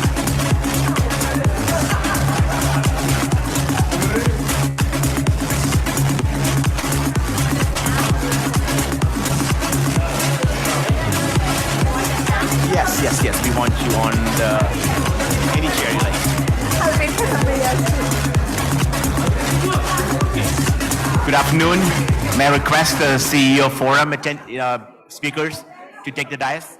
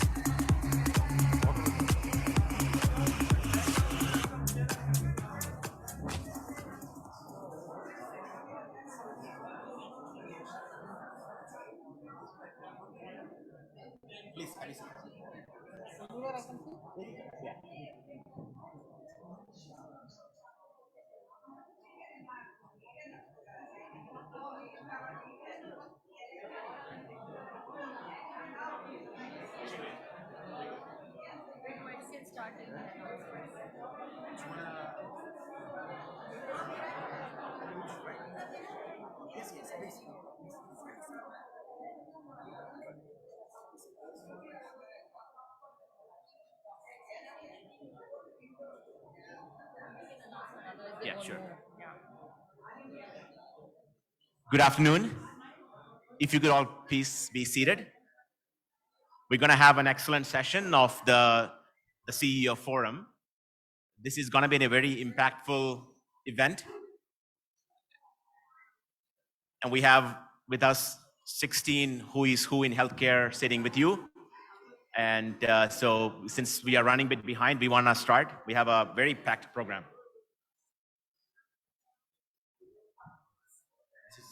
Is loaded or not yet?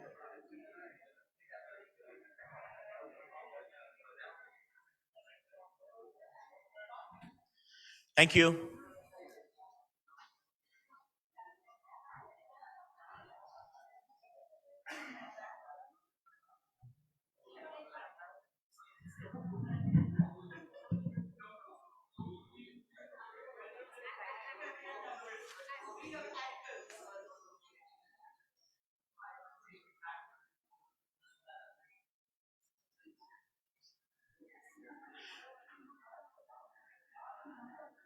Let me welcome Dr. Anupama Gotimukla, our API president, to open the session for the CEO Forum. Dr. Anupama, please. Thank you, Dr. Chalil. And I request everyone to be seated and reduce the noise level. Everybody kindly, please be seated.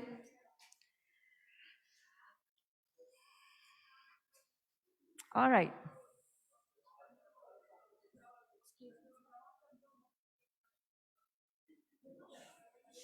I request everybody to be seated. We have the best CEO forum today. I mean, we are so lucky to have the greatest achievers and those who are doing great to the healthcare industry. And we are here to present ourselves the best CEO forum of the Global Health Summit, 15th Global Health Summit. And I have journalists here who are listening to us, what we say. And every word we say here is very, very precious. And we are here to change the world and the healthcare, how healthcare should be. And we put a lot of thought for this theme this year on the prevention aspect. This is what we are lacking right now in India. As we see a difference in the Western world and the Eastern world, there is some difference. And we thought that prevention is something we need to focus more. And we have excellent technology now. And that's what we say, can we transform the healthcare using the technology platform? And I welcome all the dignitaries on the stage. And let us start the session. And thank you so much. Thank you so much, Dr. Anupama. I just want to say welcome all of you to this 15th Global Healthcare Summit CEO Forum. We've done it multiple times before. I want to thank our sponsors very well, Mr. Gaurav Agarwal, Mr. Narayana Rao Sripada, and Dr. Niyas Mohammed. Thank you so much for your sponsorship. Again, we have an agenda. We have an action item. After this event, you will be listening to all these leaders. But apart from that, this is not just a discussion and you walk away. We will have a memorandum as a result of this meeting. We will be appealing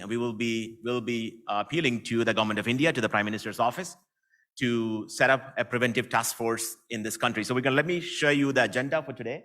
I know we are running behind in time, so we will try to be as short as possible. Again, I don't need to read the slides to you. We will be, again, myself, I'm Dr. Joseph Chalil. I'm a professor back in Nova Southeastern University in Florida. I chair the business school and work for the medical school there, and I've written a book which is in health policy, and next one coming out. So my passion is in preventive health because 25 years ago, when I lived here in India, I was an MBBS student, as many of you were, and in second year MBBS, my father died of a heart attack. And if we had a preventive exam, if we knew before he was a cardiac patient, we could have saved his life. I see many patients nowadays, breast cancer, cervical cancer, diabetes, hypertension, all diagnosed very late in their cycle, so that we can't do nothing for them. When people are diagnosed with stage 4 cancer, no matter which latest center we have, it just doesn't help. So I'm hoping, it's not about me speaking. We want to listen to all these leaders here. So we're going to give them each 5 minutes to make their case, and then we'll have a discussion at the end, and we'll try to wrap it up in next 2 hours or so. So let me, without further delay, this is one thing which Dr. Anupama has been supporting, the preventive health. We had an op-ed which came out in the Sunday Guardian, which started this, and thank you so much for making it an API agenda, because this is critical, because with having an API agenda will make it work. So this started the event, and then thereby the API conference and all these things. So thank you so much. Without your leadership, this wouldn't have happened. We were supposed to have Professor Nalapat here, who is the vice chair of Manipal and the ex-chief editor of Sunday Guardian. But unfortunately, he couldn't travel, so he left us a strong video message. Let's have a listen to him. Can you get the audio?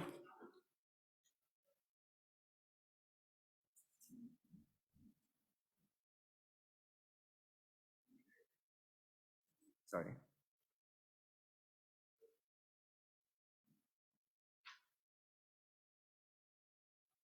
I'm honored to have been invited by the President and the office bearers, including my very dear friend, Dr. Joseph Chalil, to speak at this 15th conference of the AAPI. Your organization is extremely important. Important because the members of this organization have dedicated their lives to healing people and to ensuring that individuals are able to have a productive life.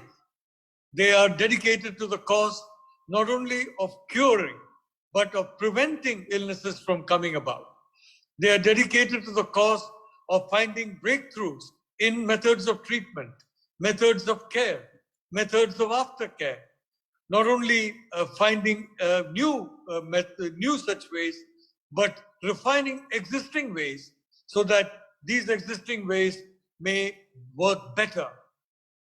This is something which the AAPI members have been doing across the United States for so many decades, and which is among the many reasons why, if I may say so, it's one of the most important reasons why there is such a warm and good feeling about India in civil society in the United States, just as there is about the United States in civil society in India.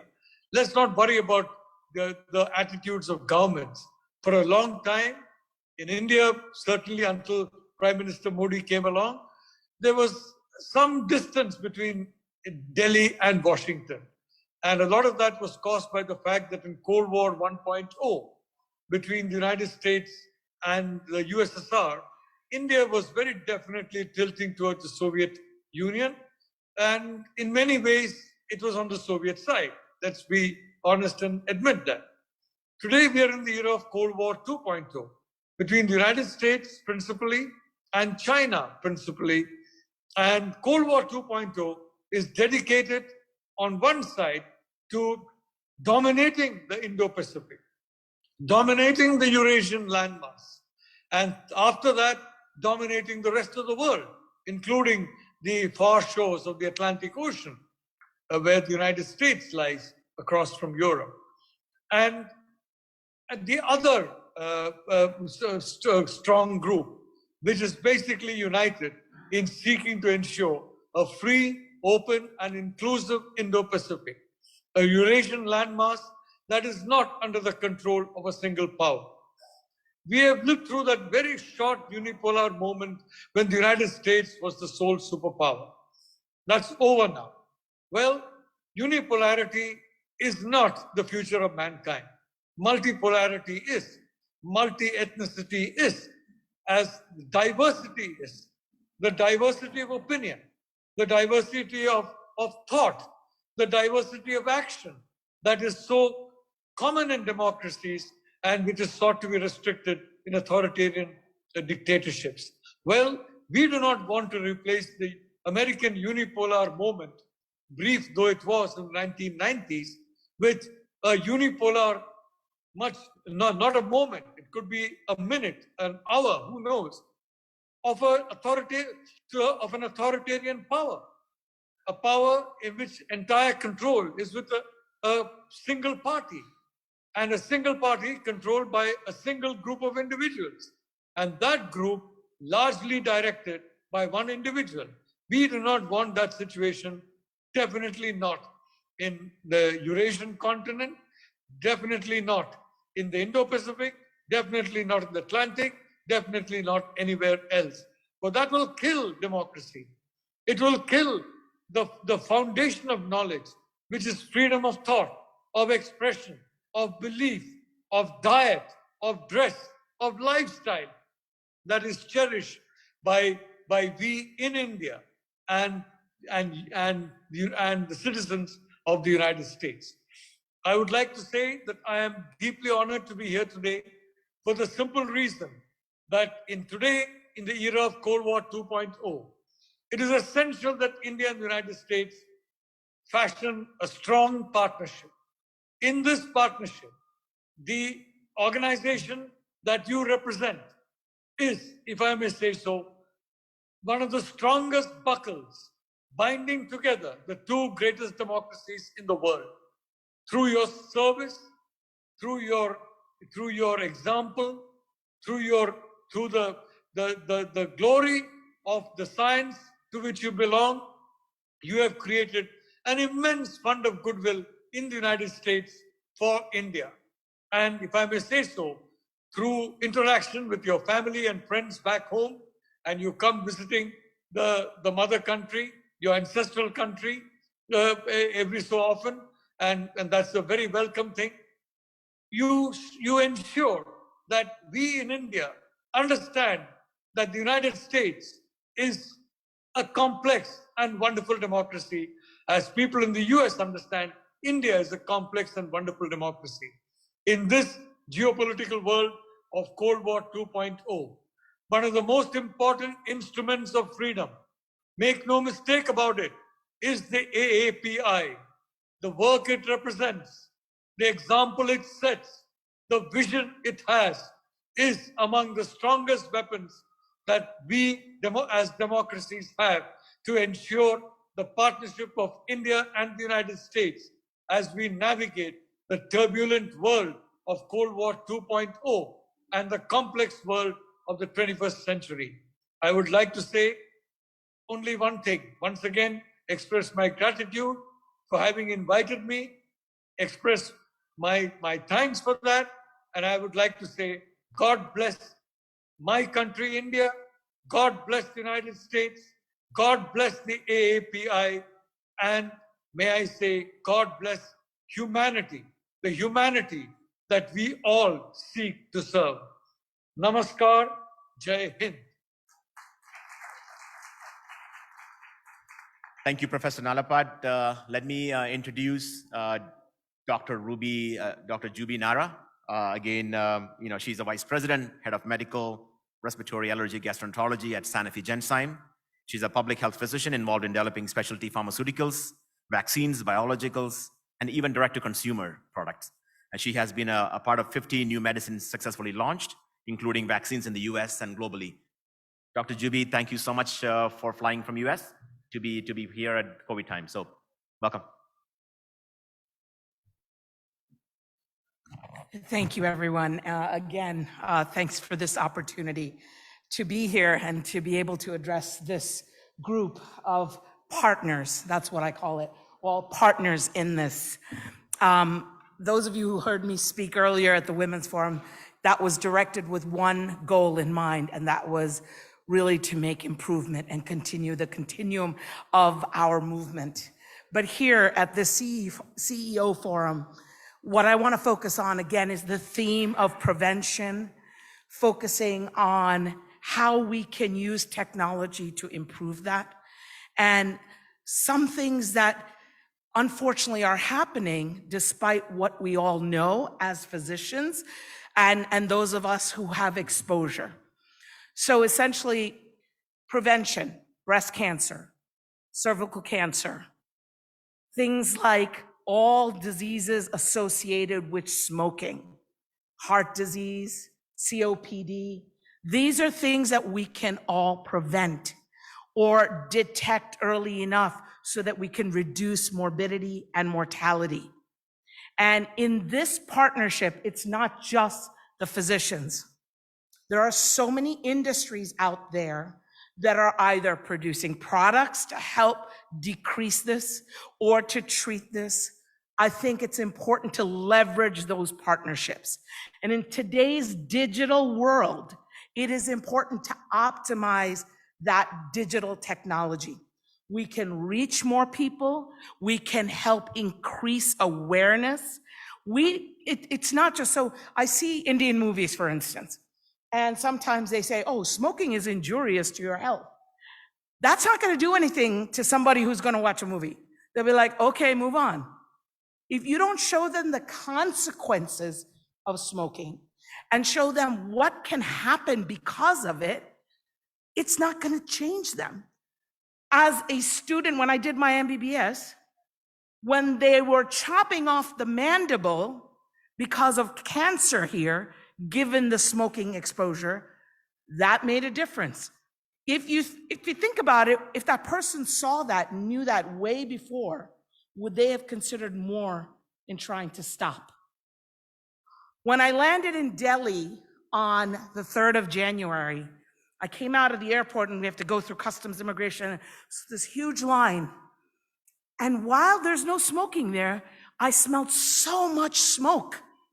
So that tells me the people that were there definitely did smoke because they were oozing that smell.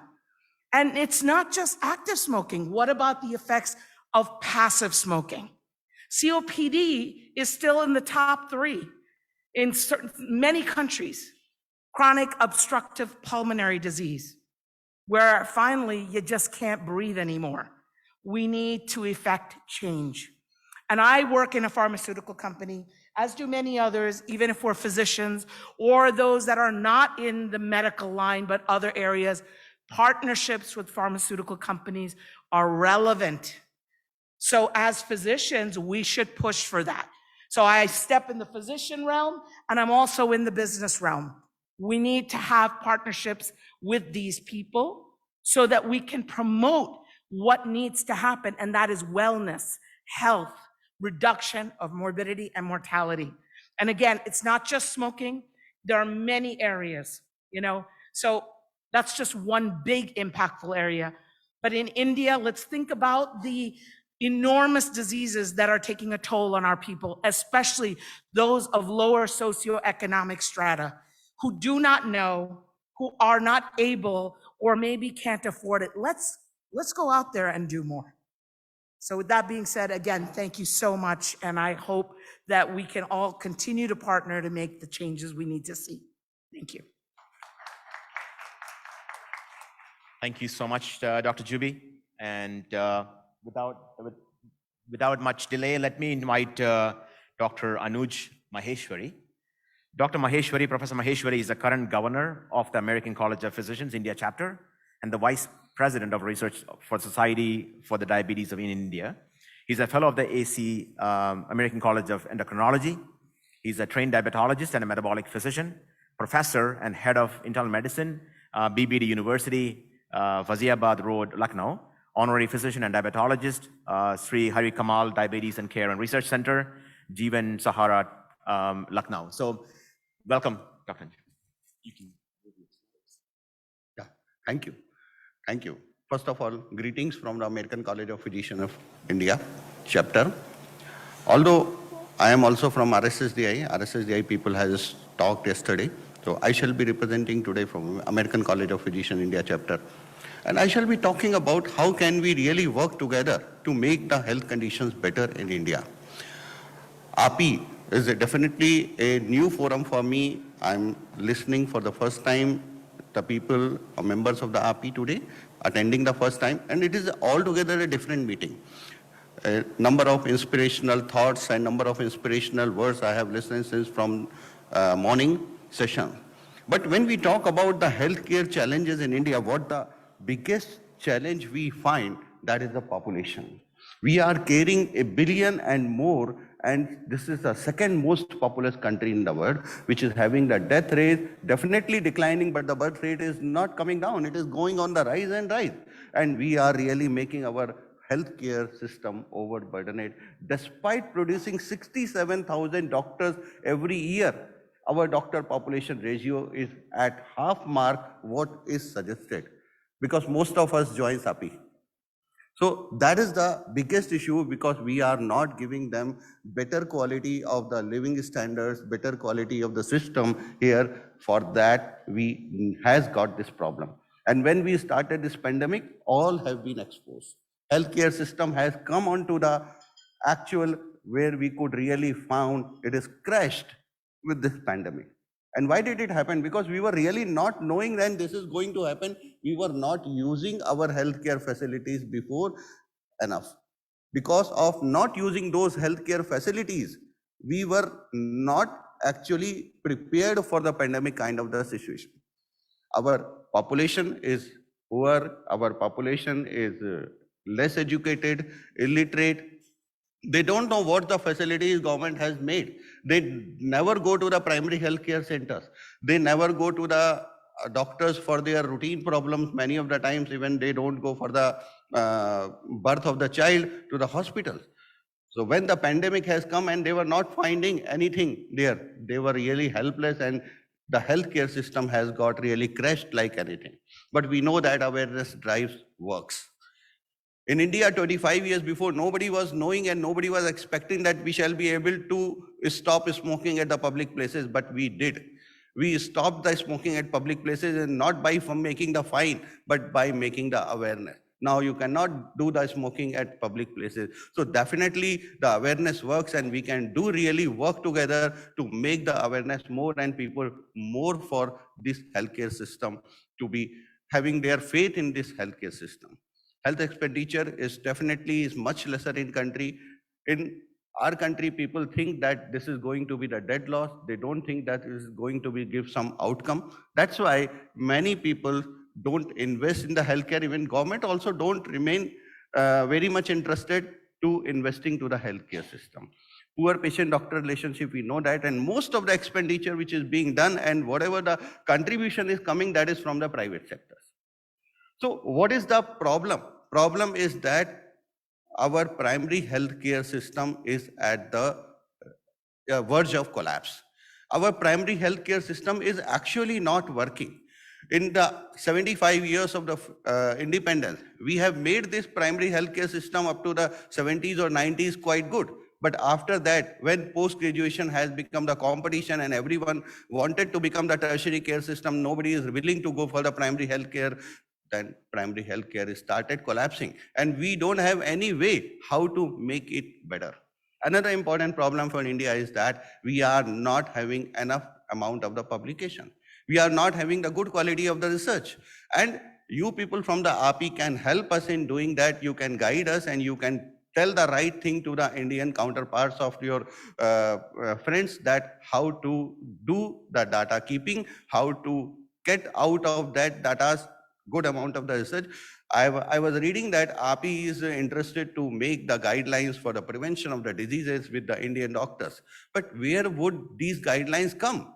We don't have our robust data. We don't have enough number of the people, those who are having the diseases in India. We are bound to have our guidelines on the basis of the data which is coming from the West.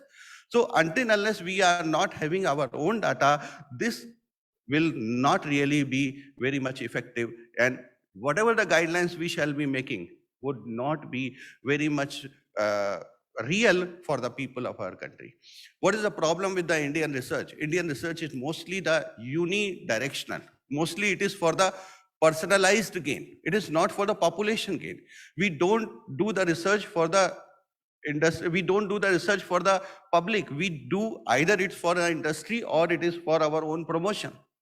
So until unless we shall not be doing the research for the people, this thing will never be changed. So now it is the time we should think about the collaborative research. And collaborative research means from the different parts of the country, we can start getting the data which can be pooled at one place, and then we can have some ideas of that which may help us making our own guidelines, which will improve our healthcare system, and we can really get the right direction for our people, those who are practicing in India, and probably then they won't move from out of the country. Thank you very much.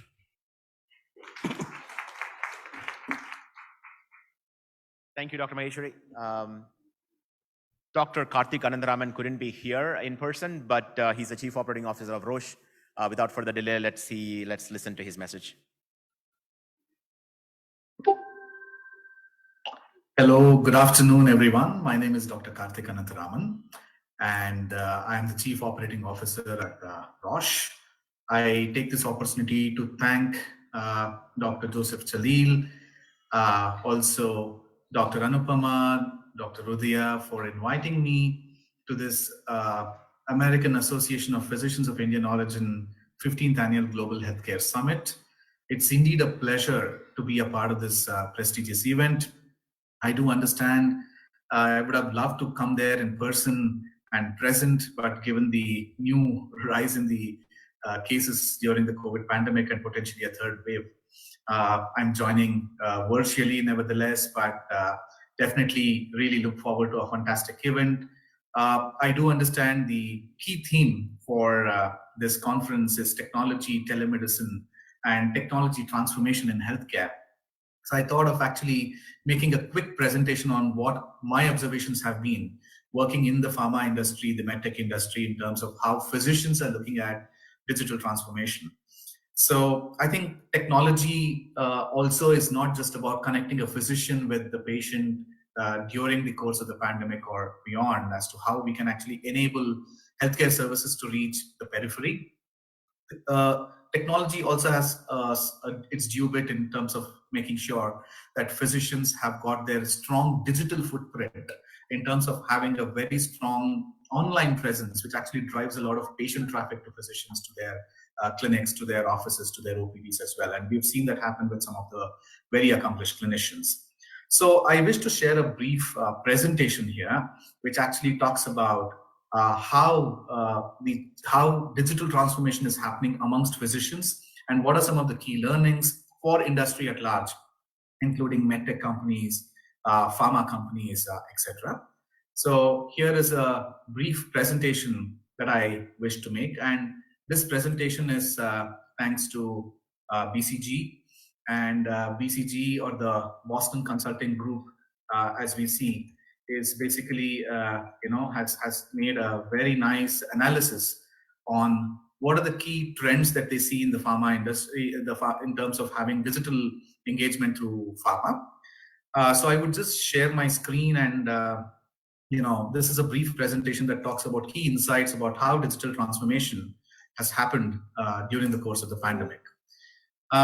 So you can see doctors are having changing expectation from pharma, and these changes are here to stay. Across the board, be it internal medicine, infectious disease, oncology, outpatient subspecialties, primary care, we are seeing that most physicians prefer to keep or increase the share of virtual interactions with industry, and that is great. And this is the same behavior that they are actually showcasing with patients as well. In the past, patients used to come for their initial workup and for their follow-up, and now we are seeing that the initial workup, though many doctors prefer to be in person, the follow-up visits is something that they're actually doing virtually. And there are a lot of technology and tools that are available to make this happen. Having said that, the preference for virtual engagement has significantly increased during the course of the pandemic, and you can see there are multiple digital platforms that have enabled it. But doctors are looking at it as a hybrid model, right? So there is a combination of one face-to-face and a few virtual. I think that's the key preference, what we see coming up from doctors. And across the board, the doctor's appetite for multiple types of digital channels are seen across all specialties of doctors. And you can see here multiple speaker programs, personal visit by the medical science liaison, training webinars, third-party physician portals, and we have DocPlexes, Curofy, some very interesting, curated content-based medical and clinical portals for physicians, which are really growing very well. Especially during the pandemic, and they've shown very significant digital traction. And of course, the right leverage of social media to share clinical case studies, etc. So therefore, channels, what really drives this interest or sustains the interest is the quality of content.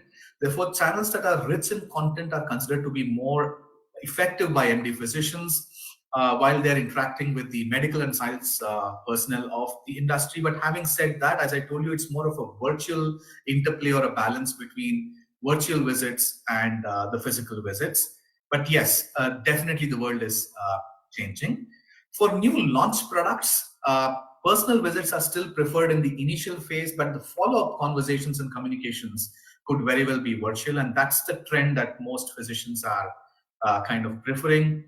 Mass emails and lack of personalization is one of the pain points. So therefore, what the key learning is that physicians are now preferring to receive more personalized and customized communication that is relevant to their clinical practice. And I think that's a no-brainer for the industry. And you now see a lot of curated, customized content being discussed digitally during virtual meetings, webinars, etc. However, there are big gaps between the perceived value of the content and what doctors actually receive. So therefore, this once again kind of goes on to say that the more curated the content is, which is aligned to the clinical practice of that particular doctor, that is customization of content and customized content delivery, that is seen to be adding more value to a physician's clinical practice. So this is basically that the share of virtual patient interactions, and here is where I think telemedicine comes in. I do know that there are platforms like Practo, the DocPlexes, PlexusMD, Docs app, who've really grown exponentially, almost up to 6 to 8 to 10x in terms of their traffic of virtual teleconsultations being enabled between doctors and patients, and that trend is here to stay, and it's across the board, across all specialities. Earlier, telemedicine was seen to be a specialty that was primarily being used by specific specialties where face-to-face is not a must, like maybe dermatology, psychiatry, psychosocial counseling, etc. But now across the board, including super specialty like oncology, nephrology, cardiology, people are saying that the first visit be physical in person with a detailed clinical examination, but the routine follow-up visits could very well be, through virtual teleconsultation calls. And that is being very clearly enabled. That also creates opportunity for cloud-based EMR or electronic medical record data upkeep. And that's another great opportunity that people are looking at. So the patient volumes are back to normal, almost normal. So we see that the OPDs are almost now full, back to pre-COVID levels. And hence this fine balance between in-person consultation and telemedicine-enabled virtual consultation actually plays a very important role for the doctor to be able to manage the finite time that he or she would have in clinic. So therefore, net to net, technology is here to stay. Physicians see extremely and a lot of time being, they are able to prioritize their time, have what we typically call as a much better work-life balance through technology. And therefore, I really feel that telemedicine technology and technology partnerships and communication between physician and the patient, where the patient can report the side effects, new efficacy or safety signals they see directly to the doctor. There are platforms like Juvoxa that enables that. And technology-led communication and interaction and engagement between pharma, medtech, industry as a whole with physician is here to stay. And this is a great trend going forward as well. So indeed, it's a great opportunity to talk to this elite audience. Once again, I thank Dr. Chalil and team for this opportunity and look forward, and I wish this conference huge success. Thank you once again, and I look forward to meeting all of you very soon. Namaskar. Thank you, Karthik. Let me invite Dr. Guraba Reddy. Dr. Reddy is the founder and chairman of the Sunshine Hospitals, Indian orthopedic surgeon and a joint replacement expert. He's a founder of a 300-bed multi-specialty hospital here in Hyderabad, he's local. He's one of the leading surgeons and performs about 4,000 joint replacements per year. In addition, he has made efforts to increase the awareness and acceptance of joint replacement surgery in India. Dr. Reddy. Good afternoon, everyone. At the outset, let me thank the happy members for giving me this opportunity and privilege. I think over the last 2 days, you must be seeing and hearing a lot of what can be done and what is wrong with the Indian healthcare system. For the next 3 minutes, I'm going to tell what is good about healthcare system. Because I want to be optimistic, and I always like to believe, and we all should believe that glass is half empty rather than half full. I was born to a middle-class family. My father is optimistically pessimistic. If I don't come from the college half an hour late, the first thing he wants my brothers to go and see is mortuary. So that much pessimistic he is. But I'm so happy that my genetics is taken from my mother. So I'm very optimistic, unlike my father. In 1980, when my brother, who is right now in Texas College Station as a dean of A&M University, he had a heart problem, 1980, that is 40 years back. And I had to take him to Christian Medical College, Vellore, for an angiography. Now, I can proudly say that Hyderabad has got the highest number of cath labs in India. So there is no dearth of technology and medical facilities now here. Unlike my predecessor, sir, sorry, I'm taking the other aspect. You're told what is wrong here. I'm trying to tell what is good here. And medical colleges, when I was medical school student, in 1977, I got into medical school, and my senior, Dr. Lokesh, is here, and he was my senior in Guntur Medical College. At that time, we have only 5 medical colleges in Andhra Pradesh, and there are again quota. The Guntur students can apply only for Guntur and Visakhapatnam, that's all. And there is a lot of fragmentation, and Kakinada Rangaraya Medical College was a donation. At that time, the capitation was 50,000, we couldn't afford that. But now, if any student wants to genuinely get into medical school in India, the whole India is open. The whole India is a pan-India, medical seats are available. You can go and study all over India, wherever you want, provided you have the gumption and the inclination to be the medical student. The third thing is, the medical colleges are more now, the medical seats are more now, and the teaching facilities are much better than in the past. When I was doing one obstetric textbook written by Mudaliyar, and then another orthopedic textbook written by Dr. Vyagreswarudu, in one page you can have 120 printing mistakes. But now you got excellent digitalized books, written beautifully, formatted beautifully, very pictorial. Everything is available for a medical student in India.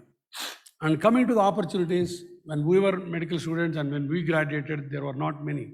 People used to flock to America or England, but now whole world is open. Not only the world, even in India, there are many opportunities for a graduate if he wants to pursue the career.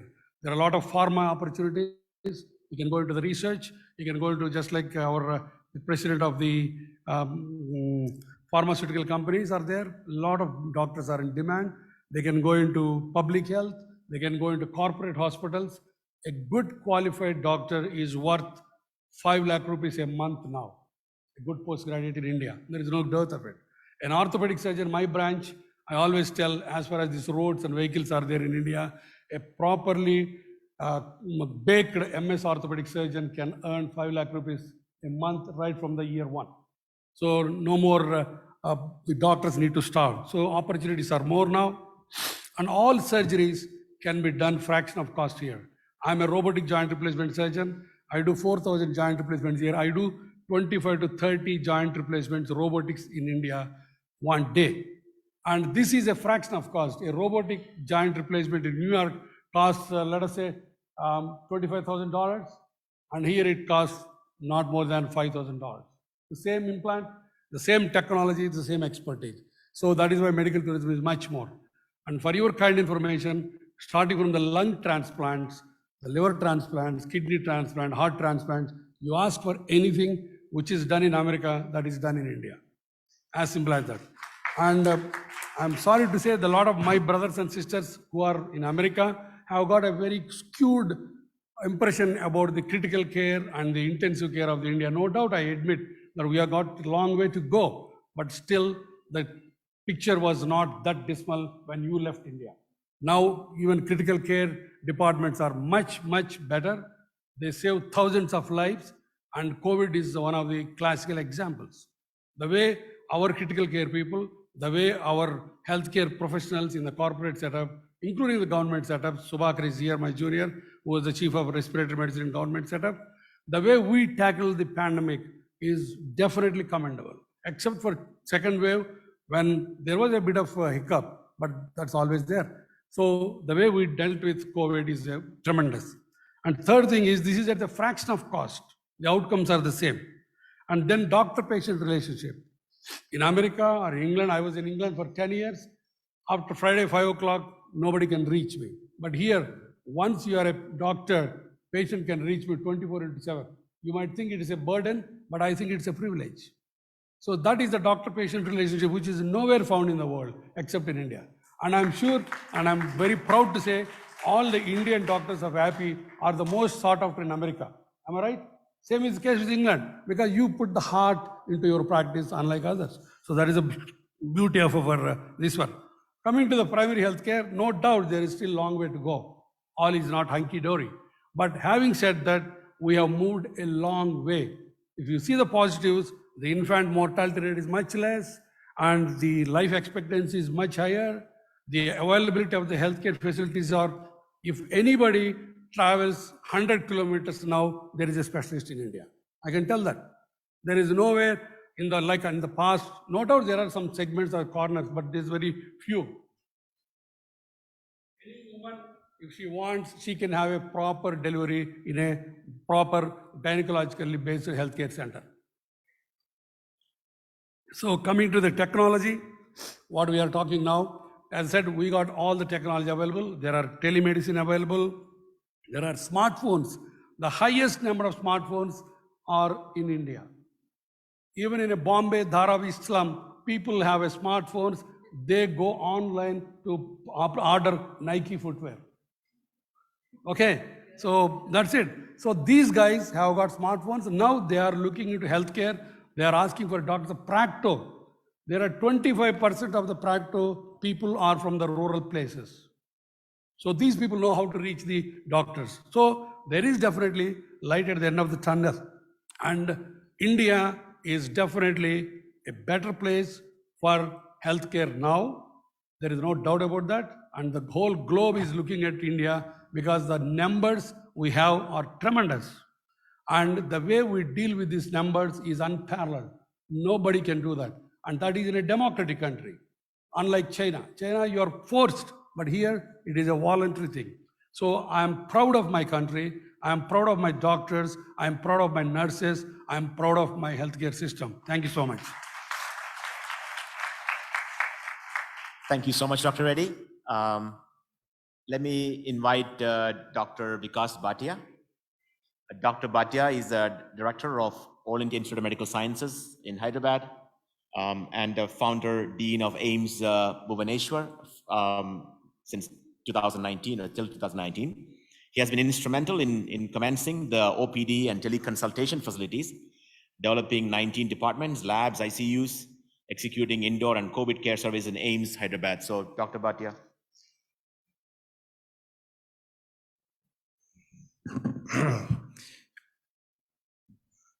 Good evening, everybody. My great pleasure to be here among the distinguished professionals, doctors from US and many from Hyderabad and Telangana and neighboring states.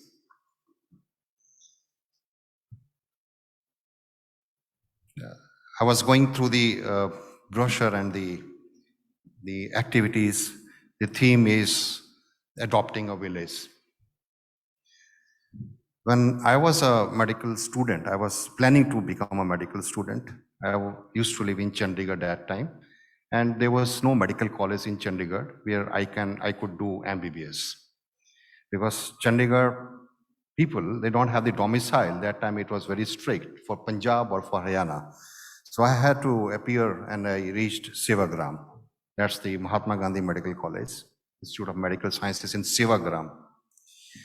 And that was the only medical institute which was located and meant for the rural communities. For the first time, we were taught there that adopting the villages as a medical student and bringing some change in that, that's the kind of training we had over there. So I was feeling very happy that now so many years have gone by and we still are struggling to reach to our rural communities in the country.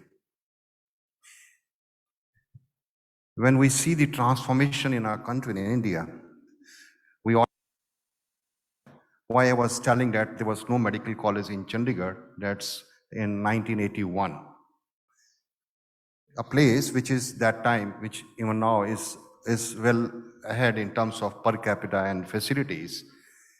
But today, our leadership in our country, they want one medical college in each district. That's the plan, in each district. And we have almost many districts have many colleges and few districts may not have any. But the plan is that every medical college will be located in every district of this country. So that's one thing. And every state will have one AIIMS.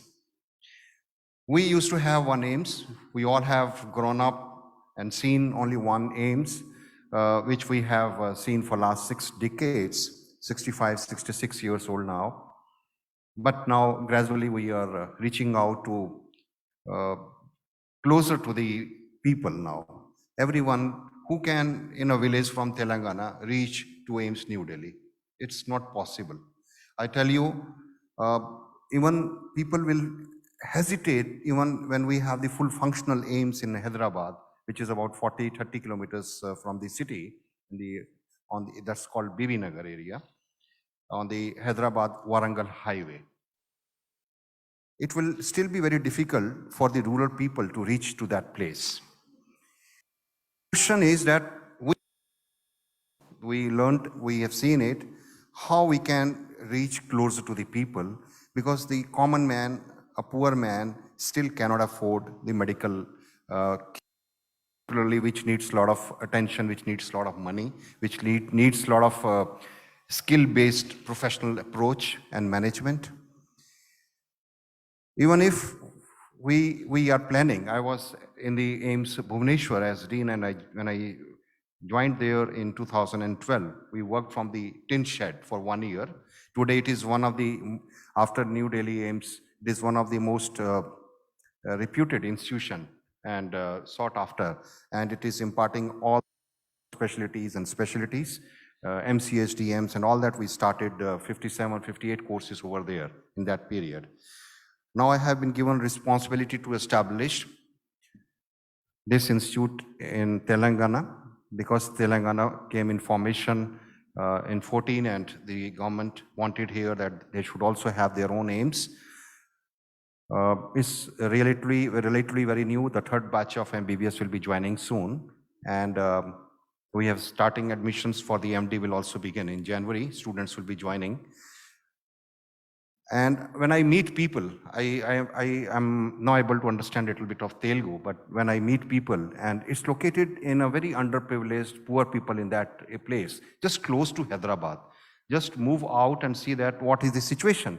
Not only 40-50 kilometers, we are not going far away from Telangana. Just meet and see.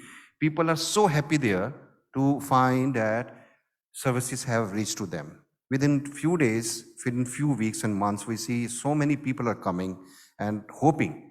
And when the Omicron is knocking, in the second wave, we didn't have anything.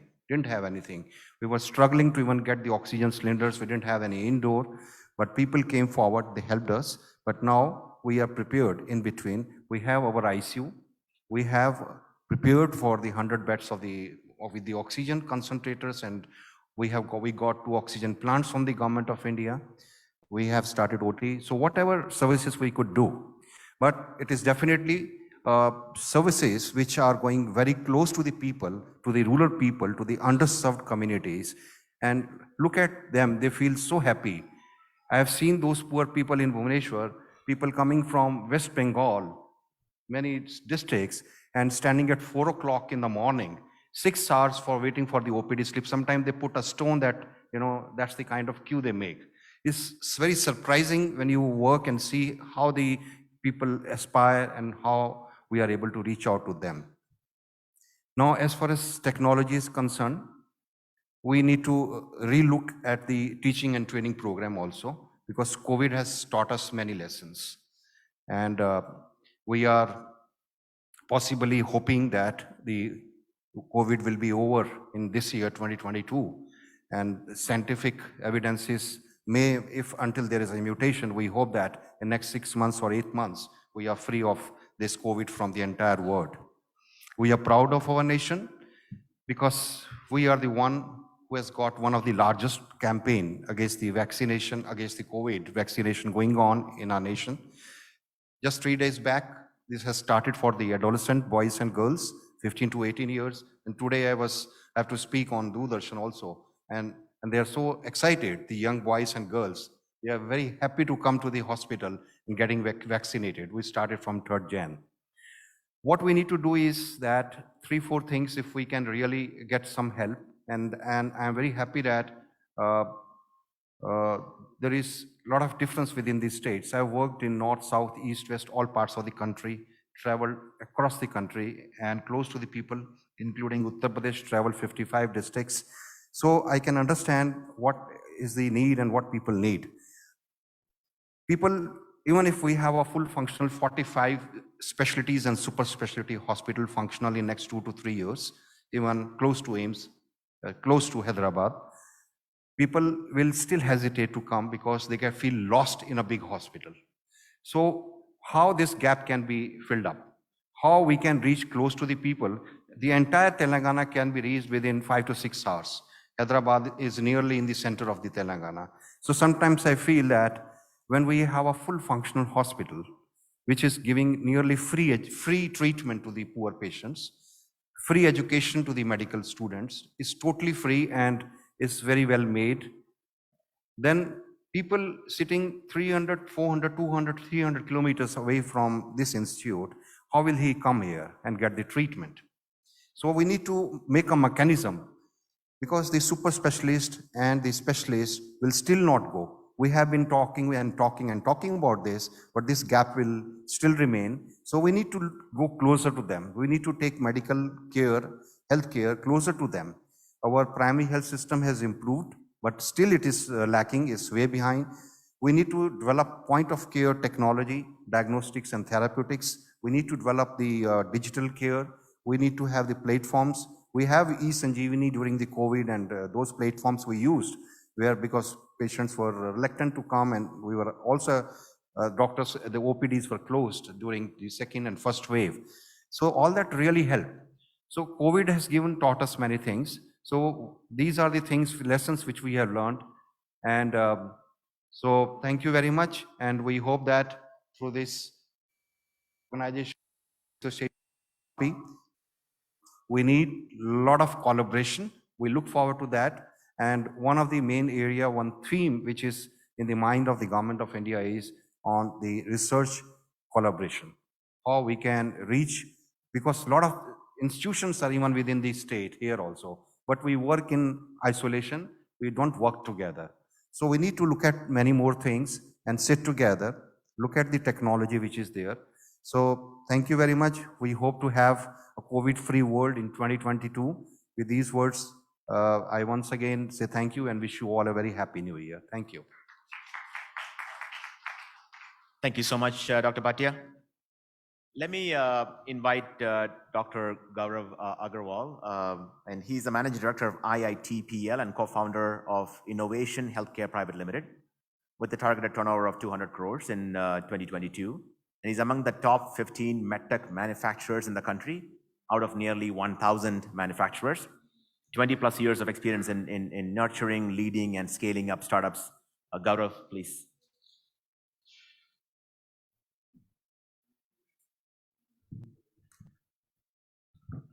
Usually my voice is loud enough. Don't need mics, but a very good evening, everyone. Very good evening to all the eminent CEOs on the panel and the eminent attendees. I'm very thankful to AAPI and especially Dr. Joseph Chalil for making me a part of this elite forum. I'd like to begin my address with a small disclosure. I'm perhaps one of the only non-physicians in the group. I'm not a doctor. So if there are any inconsistencies in my presentation, please pardon that and blame it on the lack of my medical education. My name is Gaurav Agrawal. I'm the founder of Involution, which is a cardiovascular care-focused company, one of the fastest growing medical device companies in the country, and the managing director of IITPL, Asia's most awarded cath lab manufacturing company based out of Bangalore. Since the beginning of my career, I've spent nearly a quarter of a century in cardiovascular devices and equipments. So I'm going to be focusing my talk largely on prevention and management of cardiovascular disease. It's extremely well known. So what I'm going to do today is I'm extremely inspired by what Dr. Gurva said today.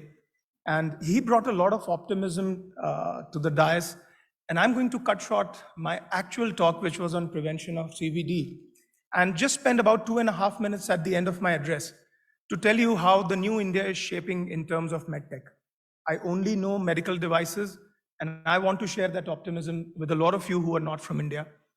So very quick, disease mortality lose in Indians, which is quarter of all deaths in the country.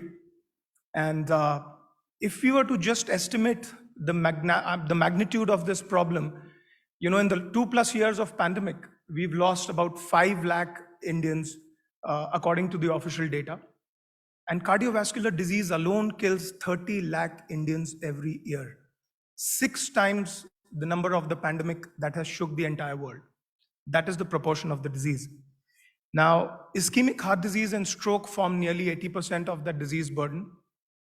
I was planning to talk about a lot of other things, but I'll just curtail this talk because at the end of this, I want to spend 3 minutes on telling you how India is in the best place for the next 10 years to be the medtech capital of the world, like it is the pharmacy of the world today. So India is estimated to have nearly 60 million patients suffering from cardiovascular disease, which is a very startling statistic but what is more alarming and distressing is that the disease has started manifesting extremely early, in the most productive lifespan of a person. So according to Dr. C.N. Manjunath, the director of Jayadeva Padma Shri Awardee, he says, gone are the days when the son used to bring the father to the cath lab. Now, the father brings the son to the cath lab. The average age of patients that he sees is below 40 years. And so it's proven today that whether it is heart attack or heartbreak, men are far more vulnerable. So that was on the lighter side, the latter being from experience. So I'm not going to talk about anything else. I represent the medical device space, and I'll only talk about some of the things, some of the initiatives that the government is taking to make India, or at least start the journey that began for pharmaceutical 20 years ago. The Indian government has been a huge source of support during the pandemic.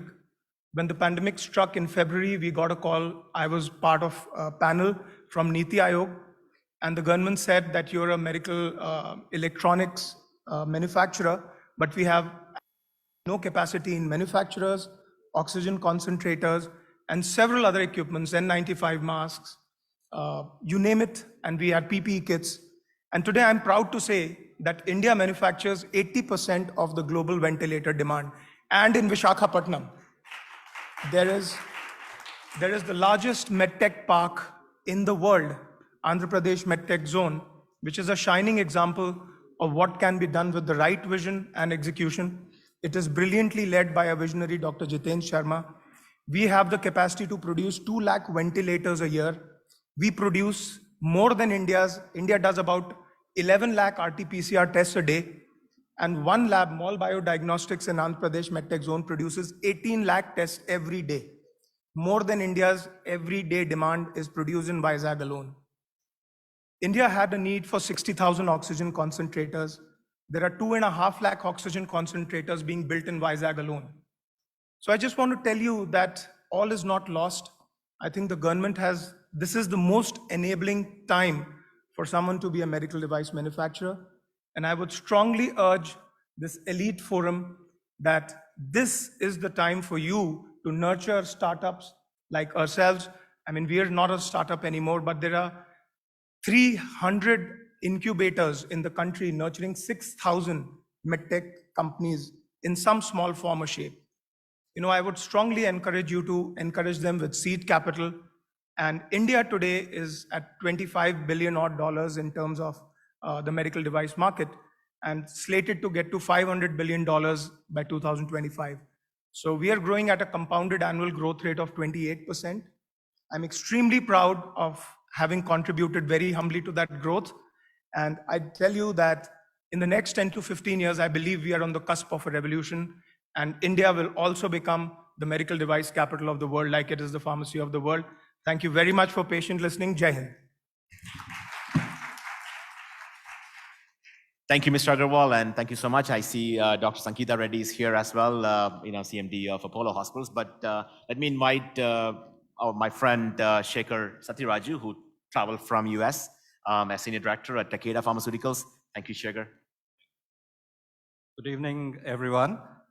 It's great to be in Hyderabad, and Hyderabad is very close to my heart. I spent 4 years here for my undergrad. And it's really great to see a vibrant country, right? So if you look at India demographically, more than half of our population is under 30. And this is a phenomenal strength for the country, and this young population would carry us forward in next coming decades. On the other flip side of the coin is this young population will also get older as well, right? And if we connect to the topic for today, which is prevention is better than cure.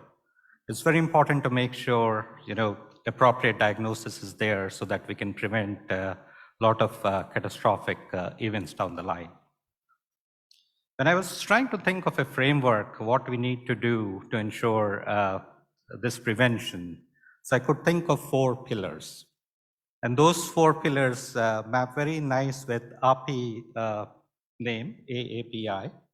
So first one that came to my mind was awareness, right? So awareness is exceptionally important, and more than, a lot of population stays in rural India. So where the awareness is low. We're not even talking about orphan or rare diseases that might take like 8 to 10 years even to get diagnosed. But even for normal kind of diseases, that awareness needs to happen from patient as well as other stakeholders. So the second A of this framework or pillar is access and affordability. So both are very powerful but very important terms, right? So access need to be there in remote areas, and population should be able to afford as well the cost of healthcare. And the third pillar I could think of was P for policy, and our policy need to have teeth, right? So the documents are very well written, but we have to make sure it's implemented very well at grassroots. And the last one is I, which I think stands for innovation and implementation, right? So India has done phenomenally well. And during COVID, we did see many technologies emerging. Telemedicine was really adopted across the world, in India as well. And there are other technologies at play as well that could make access to medicine to people around the country. And the last thing is implementation, right? So it's very important to execute well. So without good execution, like we'll always struggle. But I see phenomenal hope for the country, and India has a very, very bright future. And I look forward to working with all of you and the rest of the panel. Thank you very much. Thank you so much, Shekhar. And let me invite Dr. Aarti of SRLC USA, a former Vice President of Lilly and Company, a board member of NVIDIA Corporation currently, and Northwestern Mutual. Aarti Shah is again, she's a Chief Information and Digital Officer of Eli Lilly. It's extensive experience. I will invite her. Thanks. First, a very good afternoon to everyone. And I want to start with a heartfelt thanks to Api and Dr. Gautamukula for the invitation to come to this event and speak at the CEO Forum. I'm going to start off with first also saying that I strongly support and endorse the proposed Indian Preventive Task Force with the overarching objective of bringing about a transformative change in the medical practice in India, most importantly for all Indians. This is talking about prevention for all the people, all of India. And the summit theme, of course, the T-Cube, right? Technology, telemedicine, and transformation in healthcare.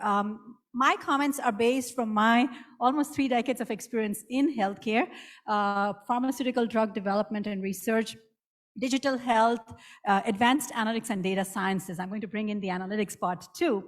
And I recently retired. I took early retirement for a reason. I'm passionate about this. As Daji talked about this afternoon, I want to go much deeper in my spiritual journey, but also to work with leading NGOs. I'm blessed to work with one of the leading NGOs in India, Srimad Rajchandra Love and Care, who is doing a lot in the medical arena, both not only in terms of treatment, but prevention. And as you talked about partnerships with, partnerships between private, public sector is important, between academia, government is important. Equally important is to say, where are these nonprofits? What are the business models that are working extremely well? And they may be working in small regions, in small districts, small talukas. If they're successful, how do we replicate that? How do we take it to scale? Okay. I want to start also and say that recently the Sunday Guardian article written by you, it has the compelling argument of preventive care and intervention in India, and the impact prevention and routine screening and intervention can make, and the opportunity to save human life. So I want to make 3 points. They're going to be different, but I'm more going to talk about the task force recommendation that API is taking forward to the government of India. As we all know, necessity is the mother of all inventions. And in the last 2 years, we all can attest to the abundance of innovation that we saw during the COVID pandemic. I was blessed to be part of a company where we have seen what it took. This is go back to February, March of 2019, when the whole world changed, whether it was to bring that first drive-through testing, the first diagnostic, the first antibody therapy while the vaccines were being developed, and literally saving thousands of lives. Okay, this was race against death. And the partnerships came to bear, all barriers were taken down, and we came together as society to say, how are we going to attack this pandemic? The question, this may be provocative, but I have for this, the leaders that are sitting in this room is, do you believe that there is a burning platform with respect to prevention in India and that there's an opportunity to save literally thousands of lives if we do something about prevention? And this is about all Indians, all the people that are living below the poverty line in rural areas, as Judy, you talked about earlier. So that's number one. We manage the moment, okay, we are managing the moment during the COVID crisis. The question is, can this momentum continue? And what can we learn from this chapter in history and apply it to the question at hand? So that's number one. Second, I want to talk about technology definitely is transferring and has transformed every sector, every industry, no question. The innovations in the field of clinical research, in medical devices, in medical diagnostics, telemedicines, no question about it. And I'm very bullish about the opportunities with, as we collect more data, we sit on landmines of data over here in India. As we apply AI and ML, artificial intelligence and machine learning, what that could be. I don't have time to go into examples. If we have Q&A, we can go into examples over here, but you look at what has been done in diabetes care and treatment, the algorithms, the future we can think about. Scientific fiction is no more scientific fiction. It is a reality in today's day and world. India, here we have some of the tech giants in this country. How can we bring them into this to innovate in India for India?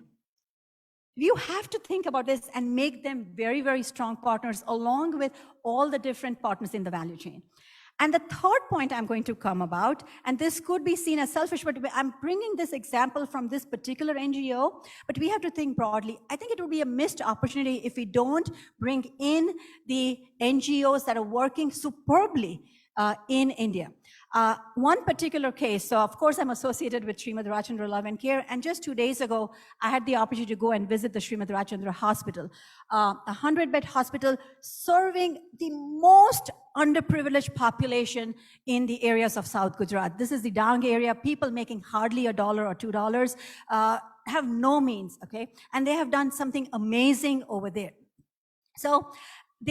So this is, again, I don't need to preach to a group of physicians the issues, the challenges of nutritional anemia deficiency. When you have parents who conceive and when they are severely anemic, what are the challenges to their health and then to the newborns? And they have put a holistic anemia mitigation project in place. And it's fundamental. Two things are fundamental. The education, the awareness is important. But secondly, they are taking on screening. This goes to prevention, Anupama, as you talk about, but screening of entire population. So their audacious goal is to take 100,000 patients annually in the 3 villages that they have adopted. And in 5 years, you'll have data on 500,000 or hyper screening for cancer.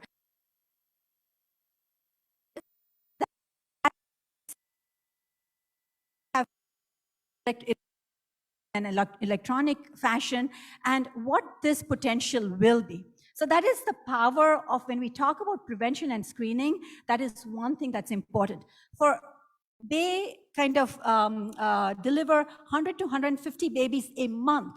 Each and every newborn, mind you, each and every newborn goes through a full screening in terms of visual impairment, hearing impairment, the cognitive deficiency, all that stuff. So these little ones, you know, whatever you can protect and make them healthy, because that's the lifelong health of these babies.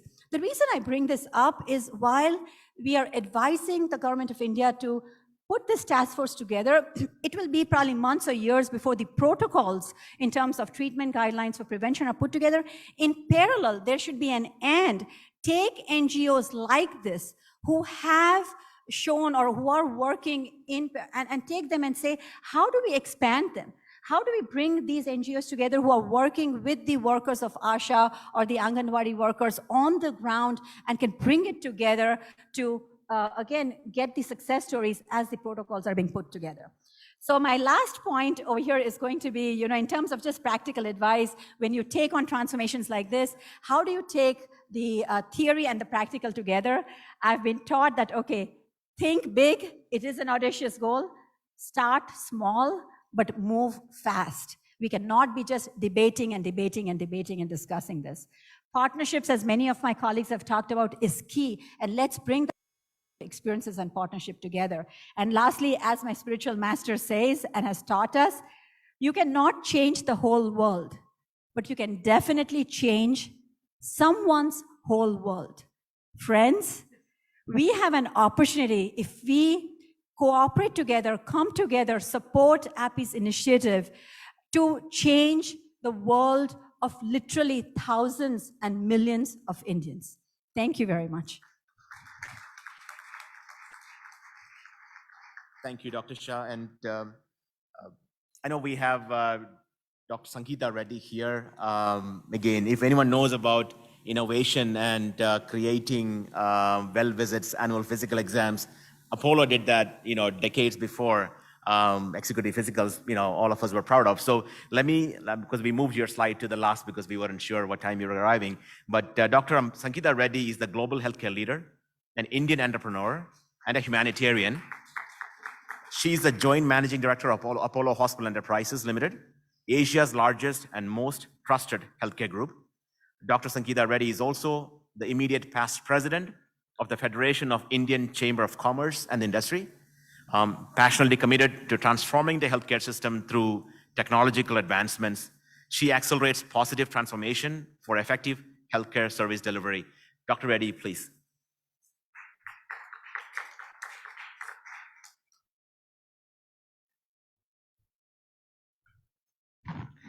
Good evening. Thank you for that kind introduction and a namaste to all of you.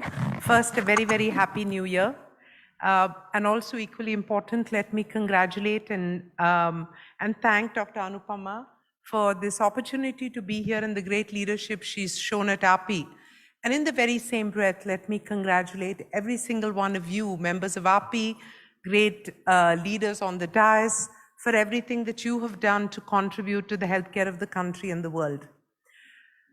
I believe there is no time like the present when healthcare has been so much center stage. The unfortunate events of the last 2 years have made everybody sit up and think about healthcare. What are we doing right? What are we doing wrong? What should we be doing differently?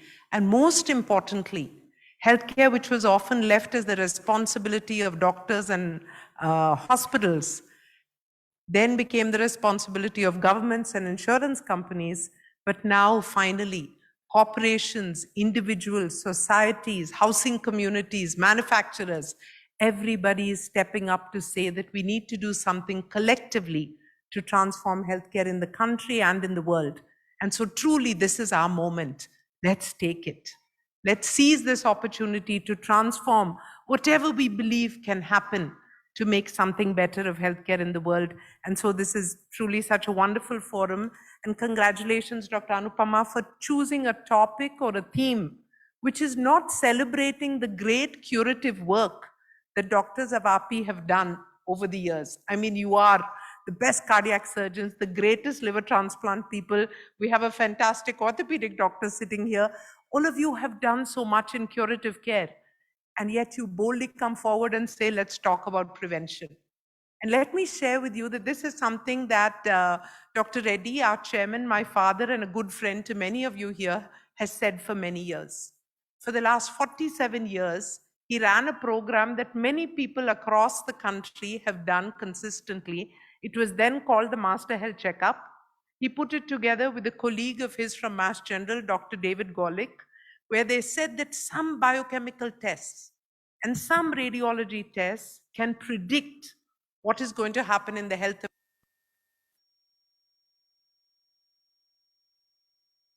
can prevent, avert, or delay the onset of a disease. And that was the Master Health Checkup. Multiple clinics, everybody does the Master Health Checkup, and we're very happy to see that proliferation. But we're also a little sad that the word has become slightly bastardized and mostly commercialized, but not truly doing what it's meant to do, which is be truly preventive. So I'm not going to read from, this nice script or thing that I was told to speak on technology, telemedicine, and transformation of healthcare, because I'm very inspired by your theme itself.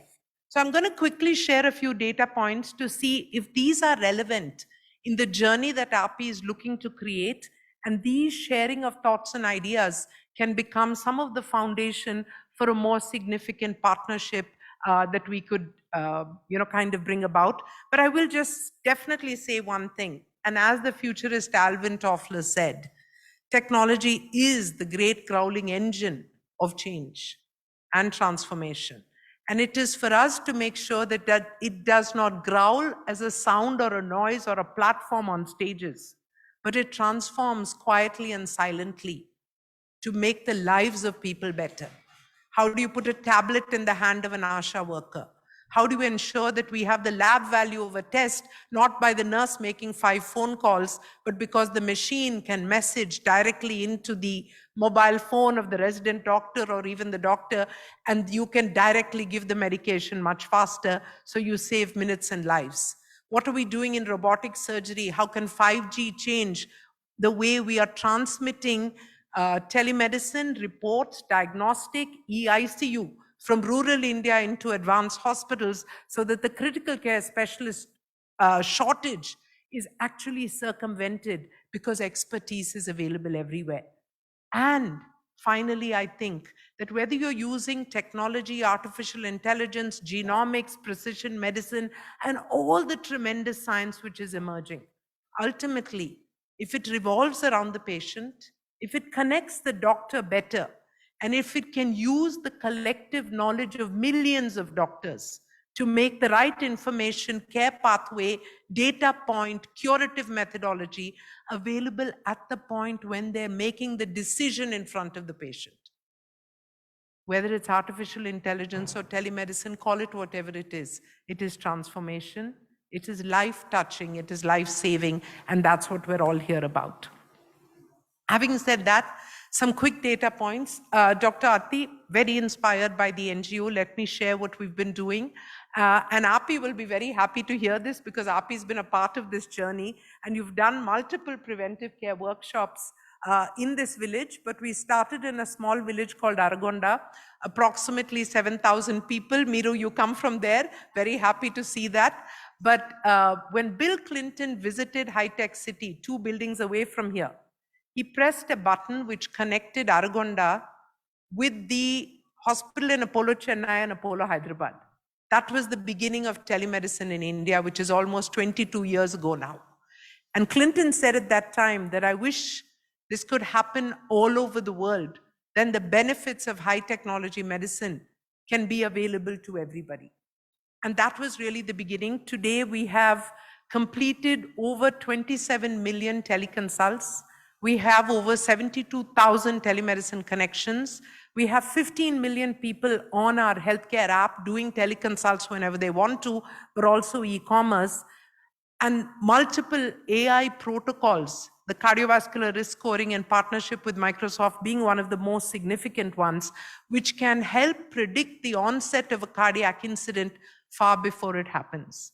One of the sources of the data and this learning was not only de-identified records of Apollo patients, but Aragonda, where Dr. Reddy, our chairman, actually trained in Mass General, very close to Framingham, the small village or the Framingham study, which forms the basis of so much of the scientific studies.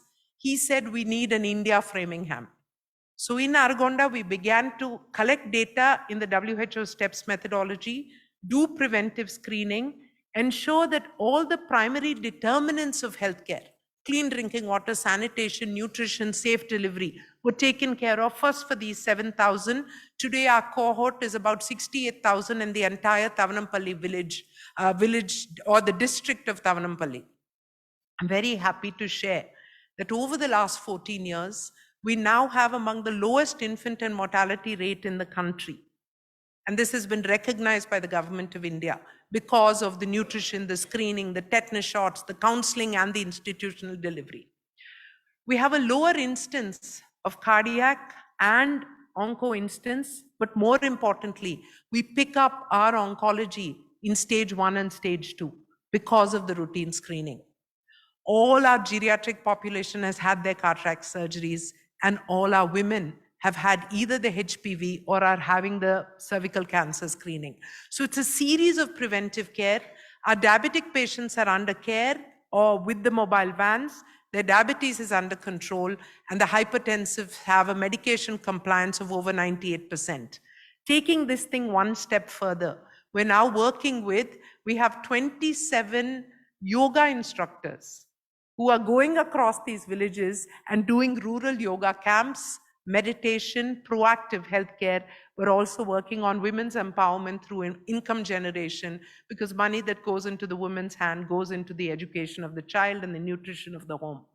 So there is a great satisfaction in helping transform rural India. So anyone who wants data points on the model, sharing of how we're doing, visit to Aragonda, village camps that you want to do, any of these things, we are more than happy to partner in any way that you want. Taking this to another level, because we as an institution can do only a small cohort, but we knew that there's something powerful in prevention and primary care.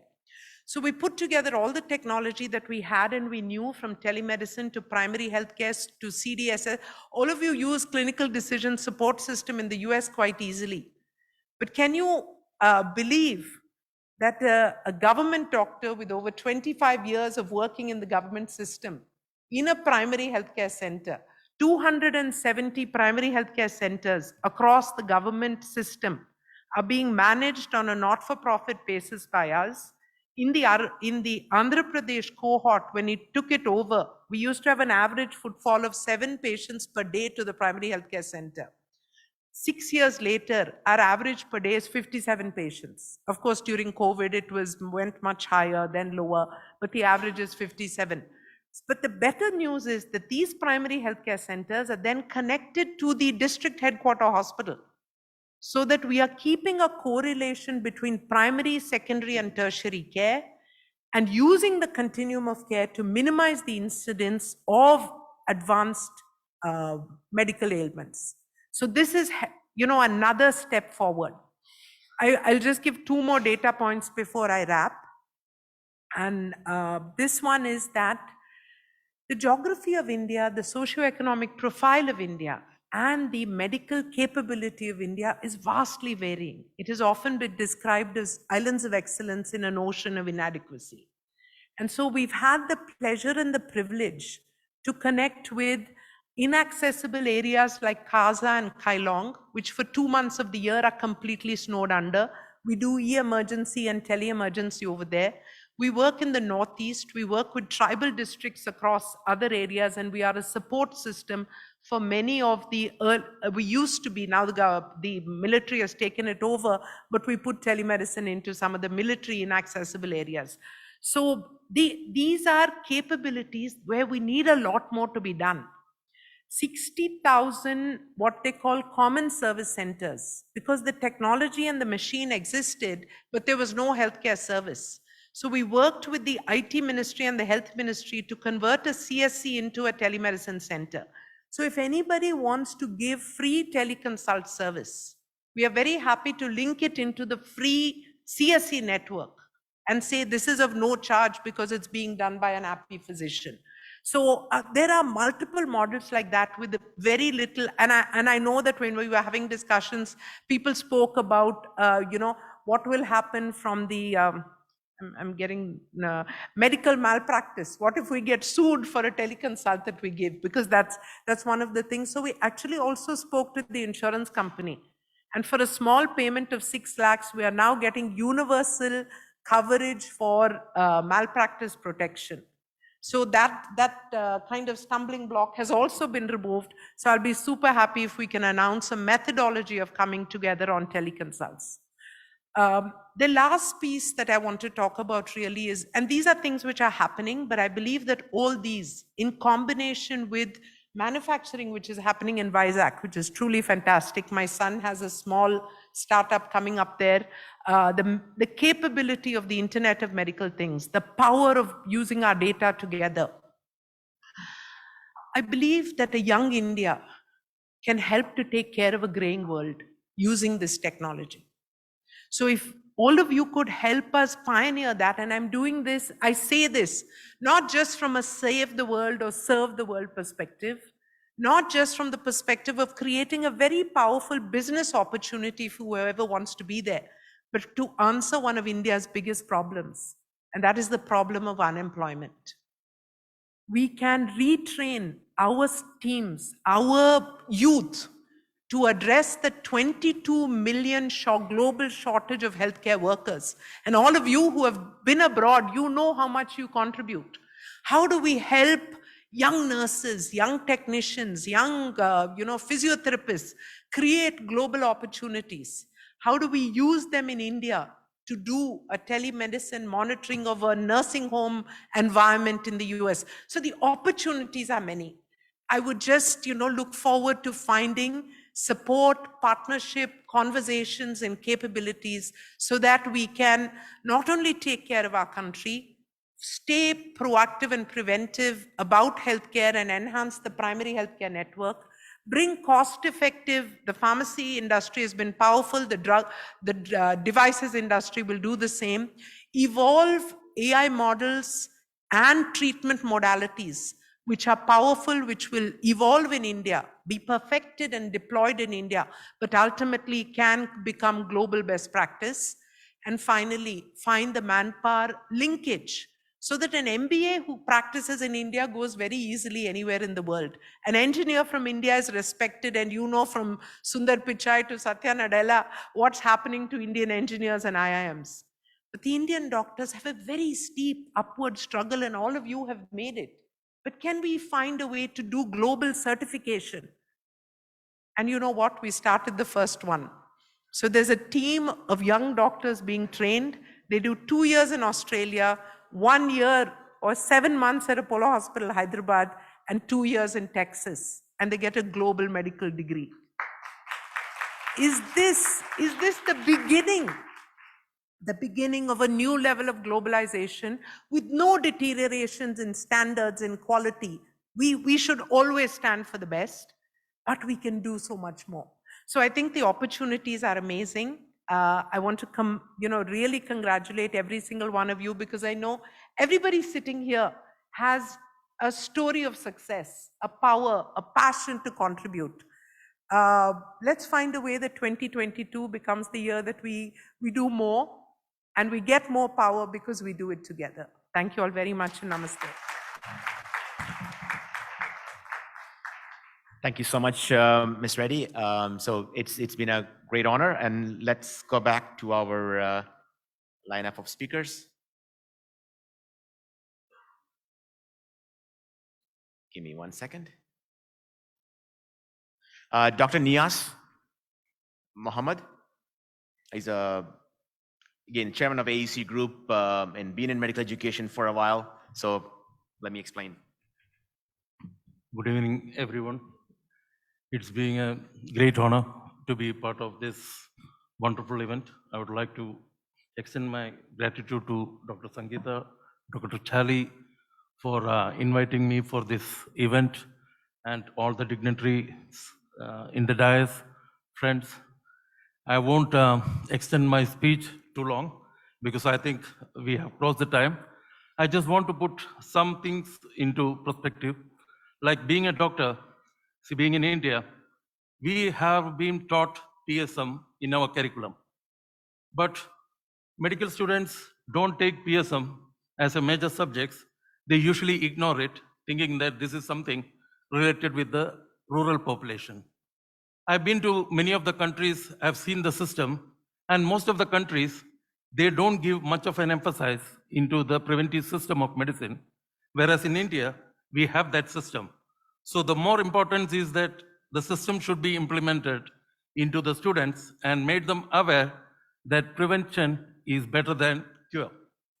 And my second point, India being a vast country, we have very good infrastructure like the CSCs, PHCs, but it's not being utilized to the optimum. So whereby we always blame that it is the government's job to take these things to the higher level. Whereas when we can contribute private and government partnership, if individuals can take up these things by taking the rural population and the prevention methods, I think that will be a wonderful option for the betterment of prevention. And number 3 is like now in this digital world, everybody is having a smartphone. So I would like to suggest, like being doctors, we can create some kind of direct relation with the people by sending them short video message, like we all get a lot of medical information, something related to prevention, something related to cure, which might be true, which might be wrong. But if there is a forum whereby short video messages can be directly sent to the people and made them aware, that's going to create a wonderful difference. That's my opinion. And I would like to stop my speech. That's it. Thank you. Thank you, Nias Mohammed. Dr. Murthy Gokula. He's a CEO and founder of Global Teleclinics, I believe a fellow American from Ohio. Global Teleclinics revolutionizes the healthcare industry by moving the discussion away from sick care. I agree with you 100% over there. They're about to disrupt the healthcare industry through a holistic lifestyle care approach by changing the lifestyle and habits of individuals and families through 6 pillars of lifestyle medicine. Dr. Gokula.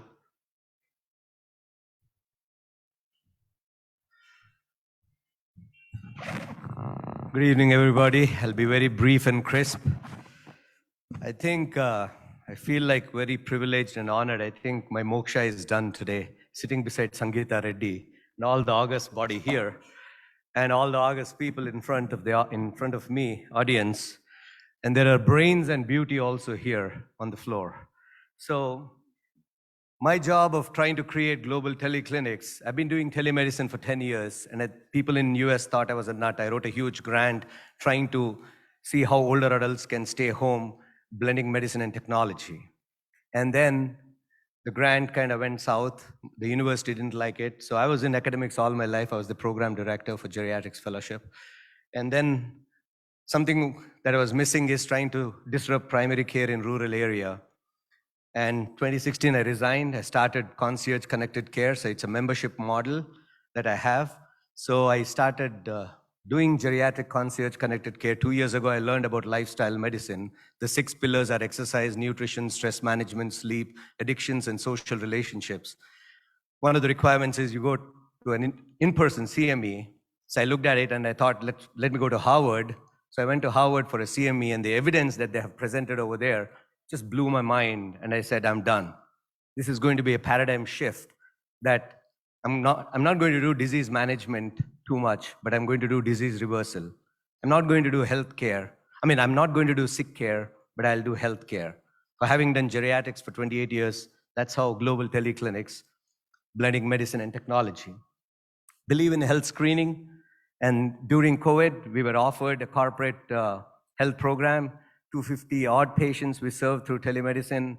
My admission rate was only 4%. And we did a lot of clinics around. I always believe in publish or perish. And once you do, the only way I've been working with a lot of public and private partnerships, CSR funding, through a machine called HealthCube from Delhi over the last 6 years.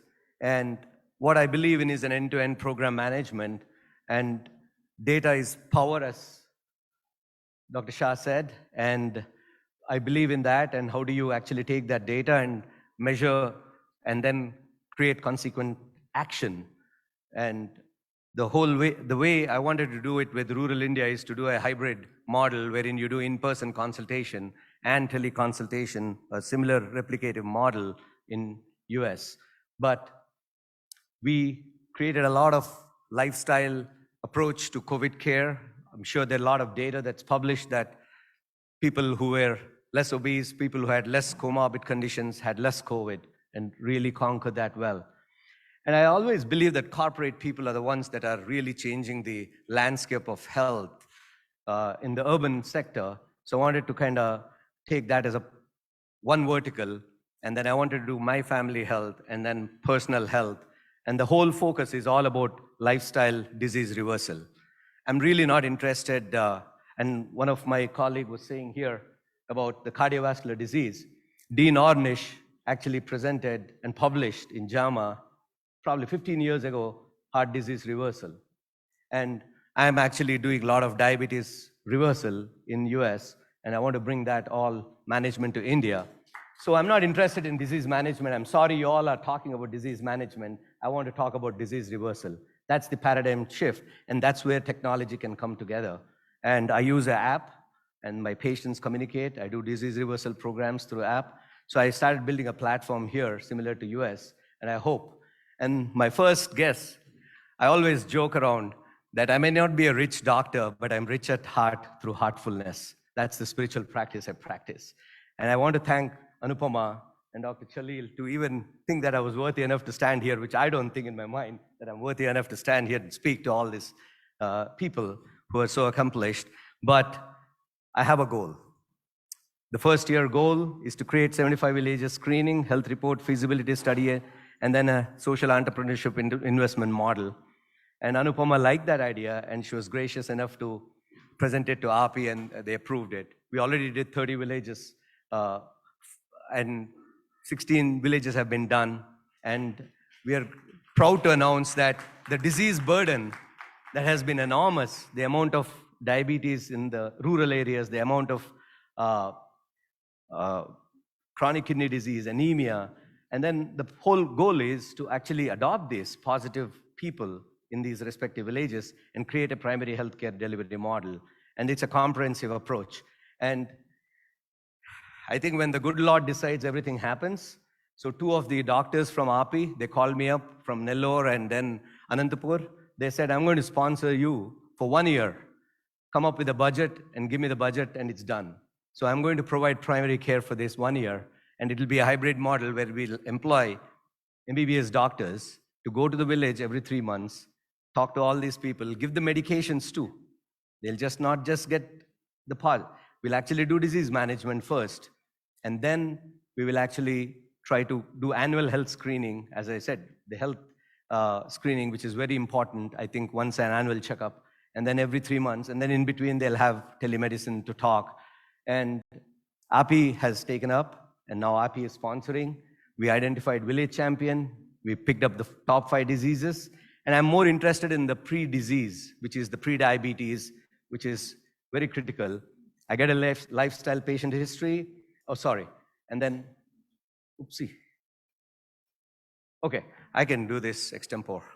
So now what I'm doing is the disease management in the first 6 months, and after that I'll do disease reversal with the same villagers and identify the common health problems that are like alcohol. I just was talking to the Anantapur people of alcohol and nutrition. So I agree with Dr. Guru Reddy that India has a lot of innovation and a lot of promise and a lot of hope and future, and that's what innovation is all about. I don't believe in digital transformation. I believe in digital innovation, because jugaad of what happens in India doesn't happen anywhere in the world, and that's where the opportunity lies. So I invite you all to join me, and all my goal is, before I die, I have to just transform the rural healthcare in the primary care.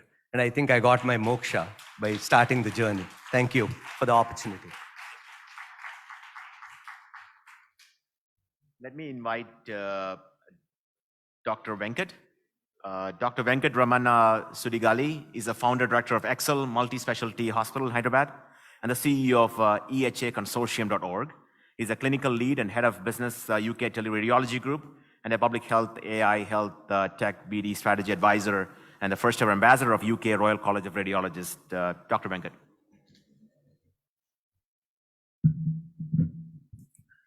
Thank you very much. First of all, I would like to thank Dr. Anupama, Dr. Joseph, and Dr. Sujit for inviting me to this wonderful conference. Wonderful to listen, and it's a privilege, and I'm humbled to be alongside all of you. It's really great to hear each and every story that's coming up through this panel. A little bit of story from my side. So I'm a graduate of Hyderabad. I graduated in Osmania. I went to the UK and trained in clinical radiology. So I'm a radiologist. I'm also a consultant and a clinical lead for a UK radiology firm. So I do reporting, tele-reporting, what we call as. But frankly speaking, radiology has taught me a lot about primary care. And it's not a single day passes through where I do not think that why I'm not able to control or prevent or diagnose early on diseases. And as an example, I'll take the example of one small disease, which is actually a major burden in India, which is TB. And when we were medical students back in the 90s, TB was a major burden. And after almost 25 years, nothing much has really changed. National TB program has been going on since 60 years. And there has been an article just a couple of months ago, I don't know how many I've read, in a major pulmonology journal, that essentially TB is still a major problem in spite of the National TB Health Program. And I really want all of us to think really what is the thing that we can all do and act here. And I completely agree with Dr. Guru Reddy when he said it's very optimistic that the healthcare is projecting for the future. We Indians are really global citizens. This forum itself is an example. There are brilliant people all over the world, right from the top-notch orthopedic surgeons, cardiac surgeons, etc. So can we really think, sit down together and execute a plan? And one of the plan which is coming up right now is the task force. And I really appreciate what we're going to do for the future. So really wish to contribute in those sector. So coming to the organization which I'm a CEO for, which is Equitable Healthcare Access Consortium. So this is EHAC. So this is a consortium formed about 3-4 years ago by the top hospitals of India, about 15 to 20 organizations. It's healthcare organizations, research institutions, including LV Prasad, so Dr. G.N. Rao, who was supposed to be here actually today. Then ISB Healthcare, IM Udaipur, then we have Arvind High Care, BHS in Rajasthan, which is doing tremendous work in primary care in rural Rajasthan. So many of these organizations have come together to really provide this simple thing, which is equitable access of healthcare to every citizen of India. So the wonderful thing about India is we've got cutting edge technology, which is the world's best. We've got the 3 Tesla MRI, which is just a few miles from here. But at the same time, there's a disparity which is never ending and never seems to be growing less and less. So this is always increasing. The difference between the rich and poor, the difference between the accessibility of quality healthcare between the elite urban population and the not so elite rural population. So that's the thing which I want to really come across in this forum, whether we can really think, sit down and do something about this. And please, I welcome all of you, the eminent doctors and surgeons and physicians to join hands. Anything that you want to contribute to this wonderful organization is very welcome. The way we do is numerous ways. We try to change the mindset, which is the most difficult thing, you know. If we all sit down and really think about 2 minutes how we can provide equitable access healthcare to all of the nation, we can really think about a few good things. So changing the mindset is the most difficult thing, but at the same time, most effective in my opinion. One more small example which I want to give you is we use a lot of technology in healthcare, and I myself am a consultant to several artificial intelligence firm. And recently, I personally went to the healthcare secretary of Punjab and presented that we can use AI technology to diagnose TB early on. Instead of the patient waiting for a report 3-4 weeks, and by chance if he's open TB, he's spreading the TB for 3-4 weeks in those community. And perhaps that's one of the reason why we are not able to get down the incidence of tuberculosis. So with AI, you have an instant diagnosis, and that patient can be on the spot treated, counseled, and try to prevent the spread of the disease. So that's just one example of what we do in the organization. So I just want to leave the forum just by one thought is we all have ideas, we all have brilliant ideas, we're all brilliant guys in this forum, but execution is probably the only thing which matters. So it's a good thing that we are discussing it, but we need to have a plan regarding how we can execute all the good things that we are discussing. So I'll just leave you with that thought. So thank you very much, and please let us all get together and do something good for the nation. Thank you. Thank you so much, Dr. Venkat. Let me invite Mr. Narayana Rao to give a few slides.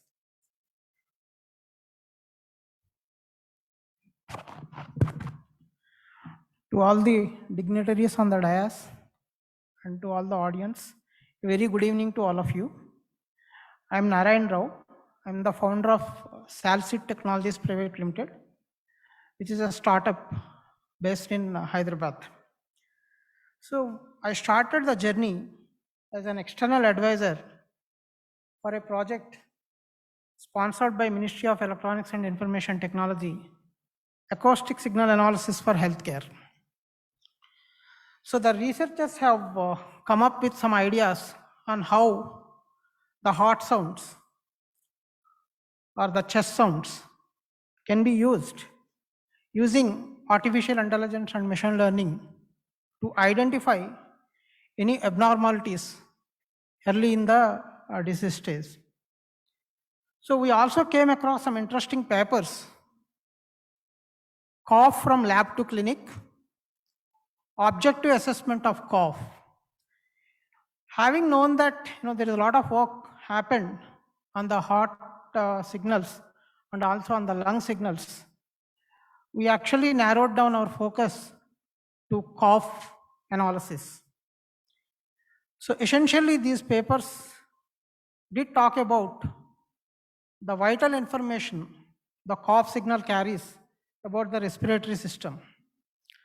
So we then did approach Nizam Institute of Medical Sciences, where we collected cough sound recordings of people who are having different respiratory disorders like asthma, COPD, interstitial lung disease, and so on.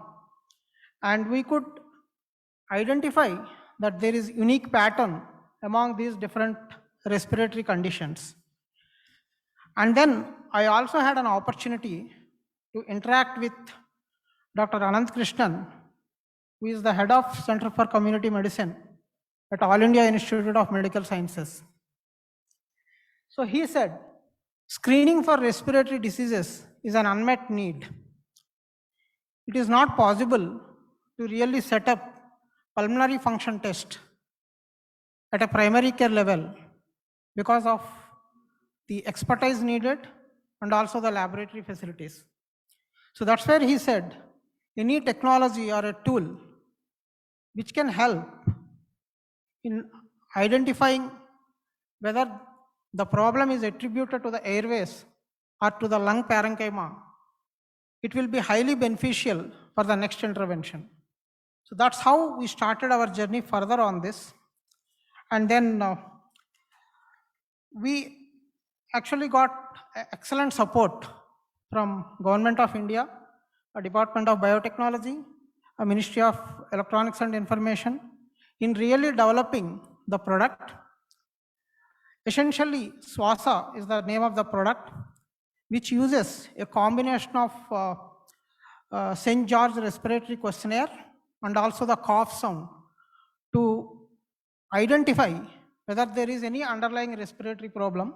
If there is it more related to the obstruction in the airways or is more related to the lung expansion? Essentially, we provide an output which is very functionally equivalent to what a spirometry does. And we are also in the process of adding more functionality in terms of detecting likely presence of conditions like pulmonary tuberculosis and COVID. So we actually completed our first validation at Apollo Research and Innovation. And then we recently completed one validation at Andhra Medical College. And currently, All India Institute of Sciences at their Ballabgarh Primary Health Center is doing a pilot deployment of our technology. And similarly, Rural Health Center at Simhachalam, Andhra, Visakhapatnam is also doing a deployment. And I'm very proud to say Apollo 24/7 was our first customer. And we are actually rolling out SWASA into our into MFine, which is actually also a telehealth platform, which all of us are familiar. So we are further doing some more validations at Christian Medical College, Vellore as well. We have secured IP and we have publications about the technology, what I'm talking about. So we come under software as a medical device category.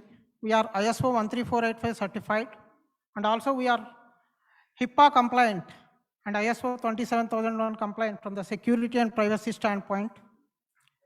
So our USP really lies in detecting the cough signature, which the mission has learned based on the data which we have collected.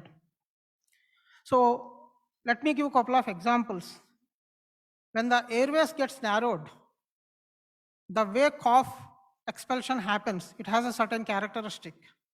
Versus when there is an increased oxygen demand, when that time the cough comes out, it has certain characteristic. So essentially, be it the strong cough or the weak cough, or the cough with pauses, or the duration of the expulsion, this is the kind of information we try to decode by recording the cough just by using the smartphone. So coming to the actual theme of the discussion, I'm very happy for Dr. Anupama for giving us this opportunity. And the request from our side is SWASA as part of happy prevention healthcare screening. If you can consider, we will be very happy. And we did interact with many doctors. Definitely we will be reaching out to them. This is a new technology. We want your feedback and we want you to participate in some of the beta programs which we are going to do and help us in doing a lot more clinical validations and really making sure that this technology works, because this has capability to really reach out the volumes. It can scale. We can actually do 5 million assessments a day. So just to conclude, Dr. Michael Mina, who is actually an assistant professor of epidemiology at Harvard School of Public Health, he did talk about how important the repetitive testing and that to test self-assessments being done at home by patients, basically by the individuals. Basically what he says is that even though the accuracy may not be as good as the existing mechanisms like spirometry and all, but if you do repetitive testing, it will really help in identifying the hotspots, which essentially help in even preventing transmissions for diseases like COVID-19. So this is the power of the technology. We can really scale. It is available. Anybody can do it. Anywhere it can be done. And the information can be made available to the physician anywhere. Thank you very much once again for giving me the opportunity. Thank you. Thank you. I know we are, running behind by 40 minutes or so. But let me invite Mr. Ravi Gopalan, who is the CEO of Argisoft. Mr. Gopalan, please.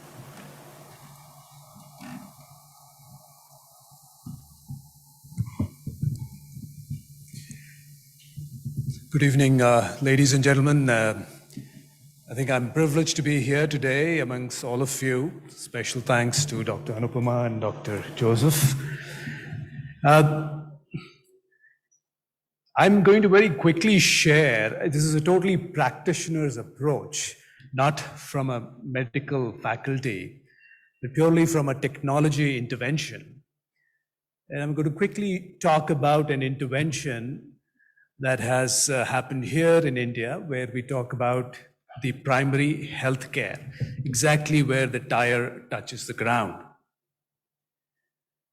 There has been the National Health Mission in India, and there has been a tremendous amount of progress. Dr. Reddy was very kind enough to mention the advances that have happened in terms of all the practices, and also in terms of the protocols that have been put in place. But when it comes to its implementation, because of the numbers, the sheer numbers, the situation takes a very different color. And when we talk of these field level health workers out there in the field, the health workers in the field, the ASHAs, the ANMs, the multipurpose health workers, who go out there and who are supposed to actually deliver these services at the doorstep of the people as part of the National Health Mission, it becomes a humongous challenge, practically sort of impossible for people to do. For example, when a field level health worker goes out to the field, in the case of mother and child health itself, an ANM or an ASHA has to carry 4 registers. It's supposed to go door to door delivering services. And the number of fields, number of columns in the registers is unimaginable. A number as high as one of the registers has about 90 columns of data. Each visit, somebody's taking down those notes, which practically was kind of very difficult, and nobody ever did that. So in the state of Gujarat, we built this application which brought the power in the hands of the field level health workers, purely from the perspective of implementing these health schemes and delivering these schemes to the people. And this has been a labor of love for about now nearly 12, 13 years. It's taken a huge amount of time. Of course, went through cycles of clinical trials, went through cycles of studies, a randomized controlled trial. And finally, in 2017, after a WHO trial, this actually was ready for rollout in the state of Gujarat. It took 2 years, because what started as a mother and child health intervention extended to areas of non-communicable diseases, blindness control, early detection of neurological disorders, nutrition, adolescent health, anemia. So all aspects were being brought under this platform, which is now evolved as, from a technology perspective, what we call as a comprehensive public health management platform, which is entirely configurable in its current avatar. It's already seen, this is the 4th avatar in these 13 years. And the entire state of Gujarat, this is the first pan-state solution, which has actually been rolled out, is working. And as we speak today, there are about 65 million beneficiaries, practically the entire population of Gujarat, which is there on the system. And it records about over 1.5 million service deliveries every week. It's in the hand of every A&M and a large number of ASHAs and multi-purpose health workers out there. So in terms of the impact that it has had from a service delivery perspective,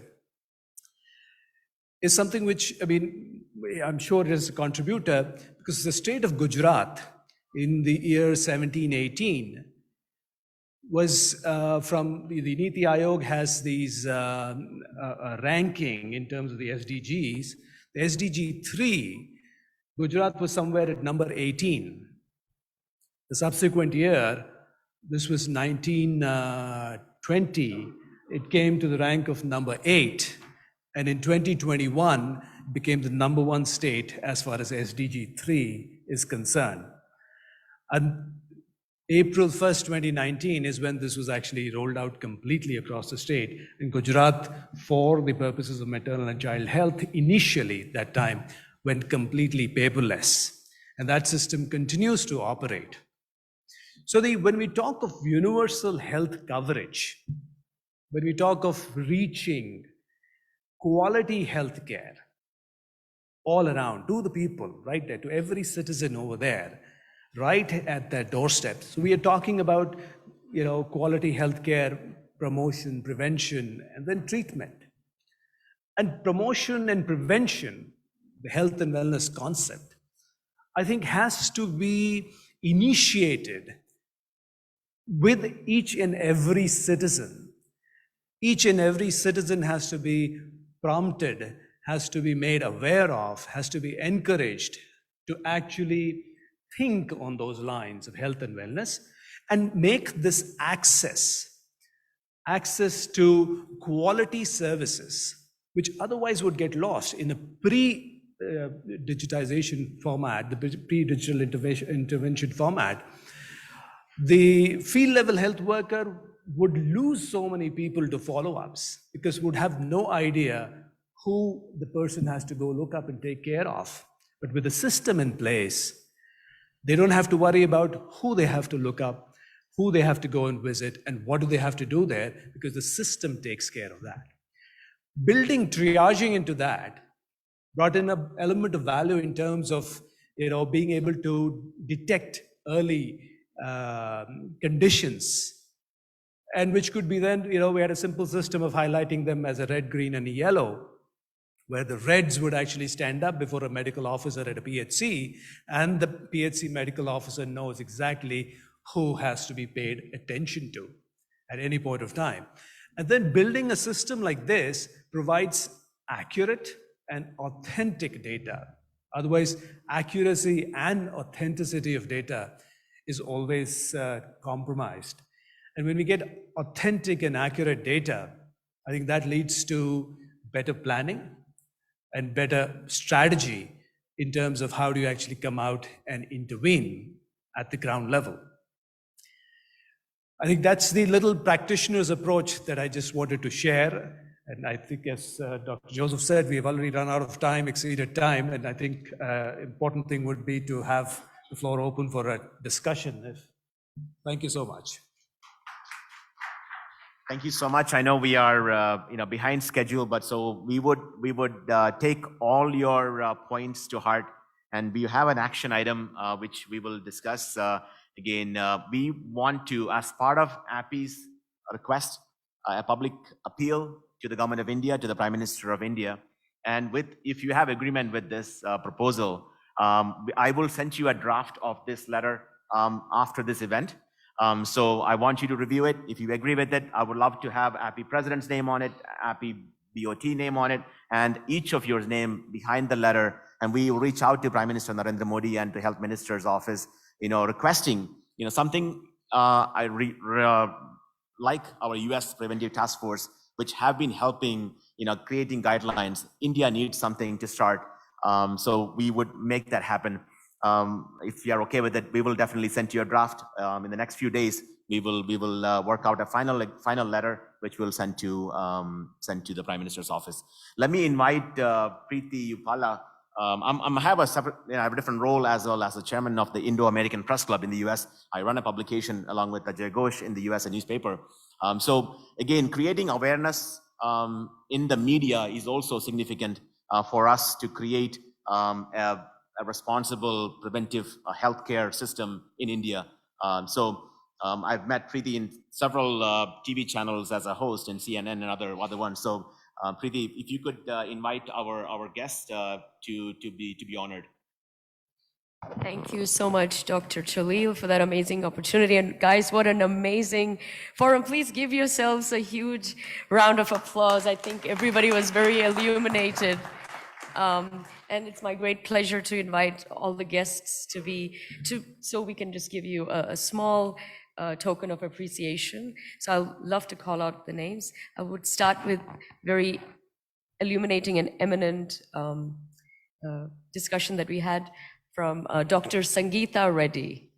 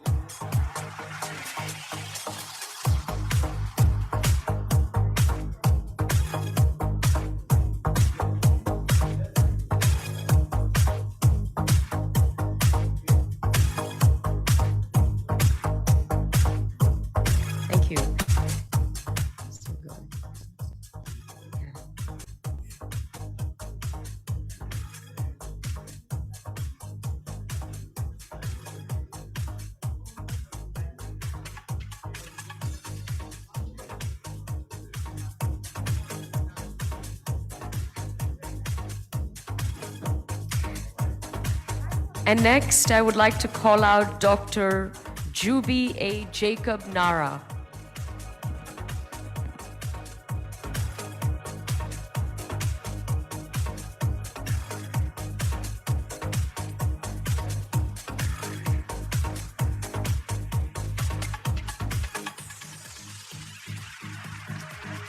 And now,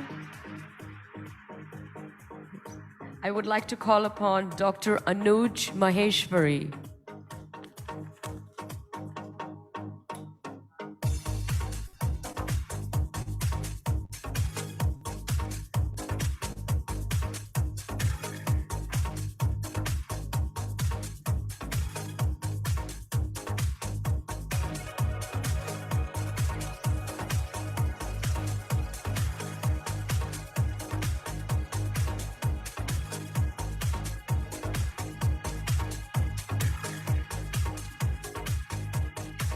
Next, I would like to call on the stage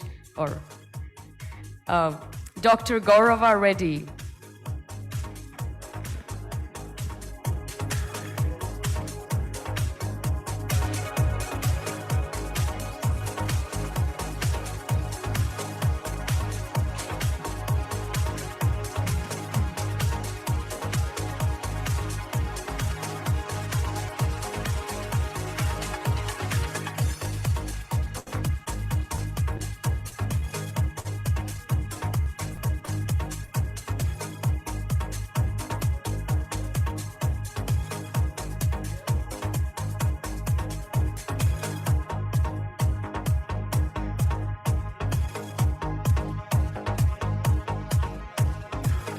Next, I would like to call on Dr. Vikas Bhatia.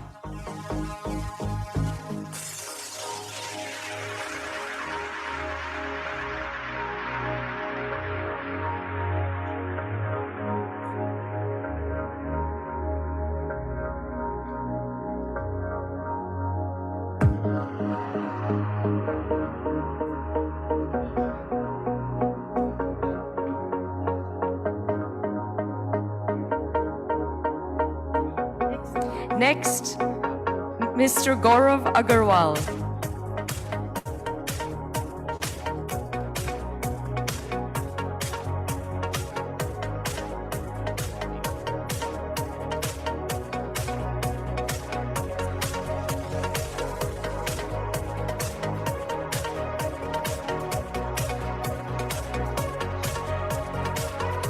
Next, we would like to call upon Mr. Shekhar Satiraju.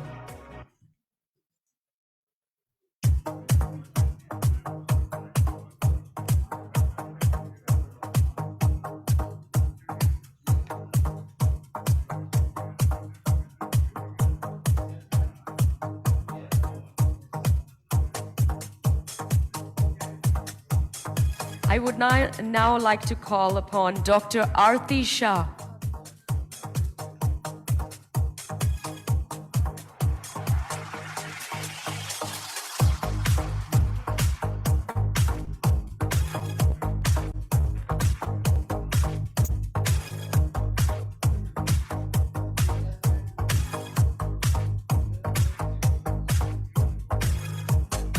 Now I would like to call upon Dr. Niaz Muhammad.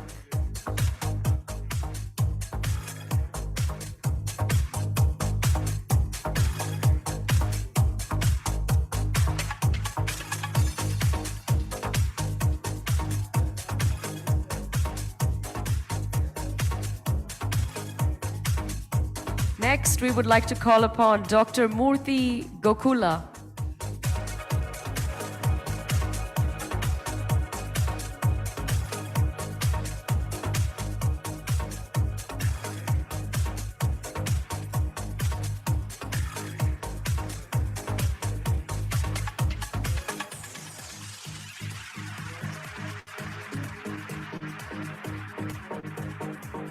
We would now like to call upon Dr. Venkat Ramana Sudigali.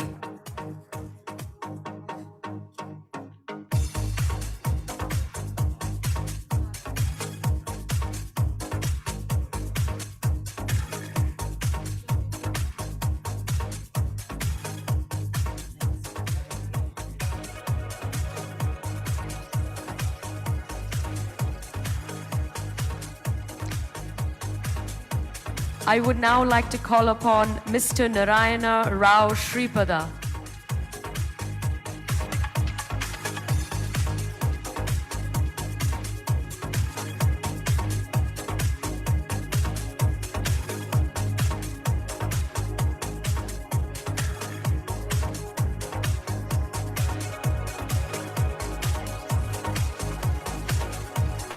We would now like to call upon Mr. Ravi Gopalan.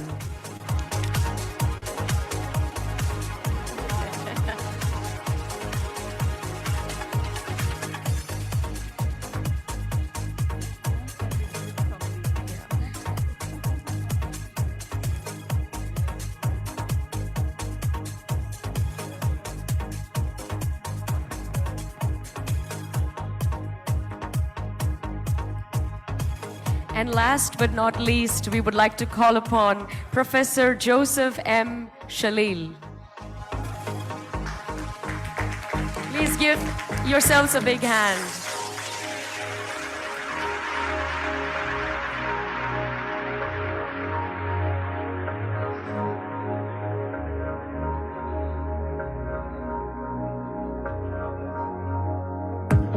Thank you, everyone. Ladies and gentlemen, that was a very, very successful CEO forum. Thank you for your patience and your attendance. Please do stay. We have dinner, entertainment. We have a whole evening lined up for you. So please stick around, and we will hope you enjoy the evening. Thank you very much.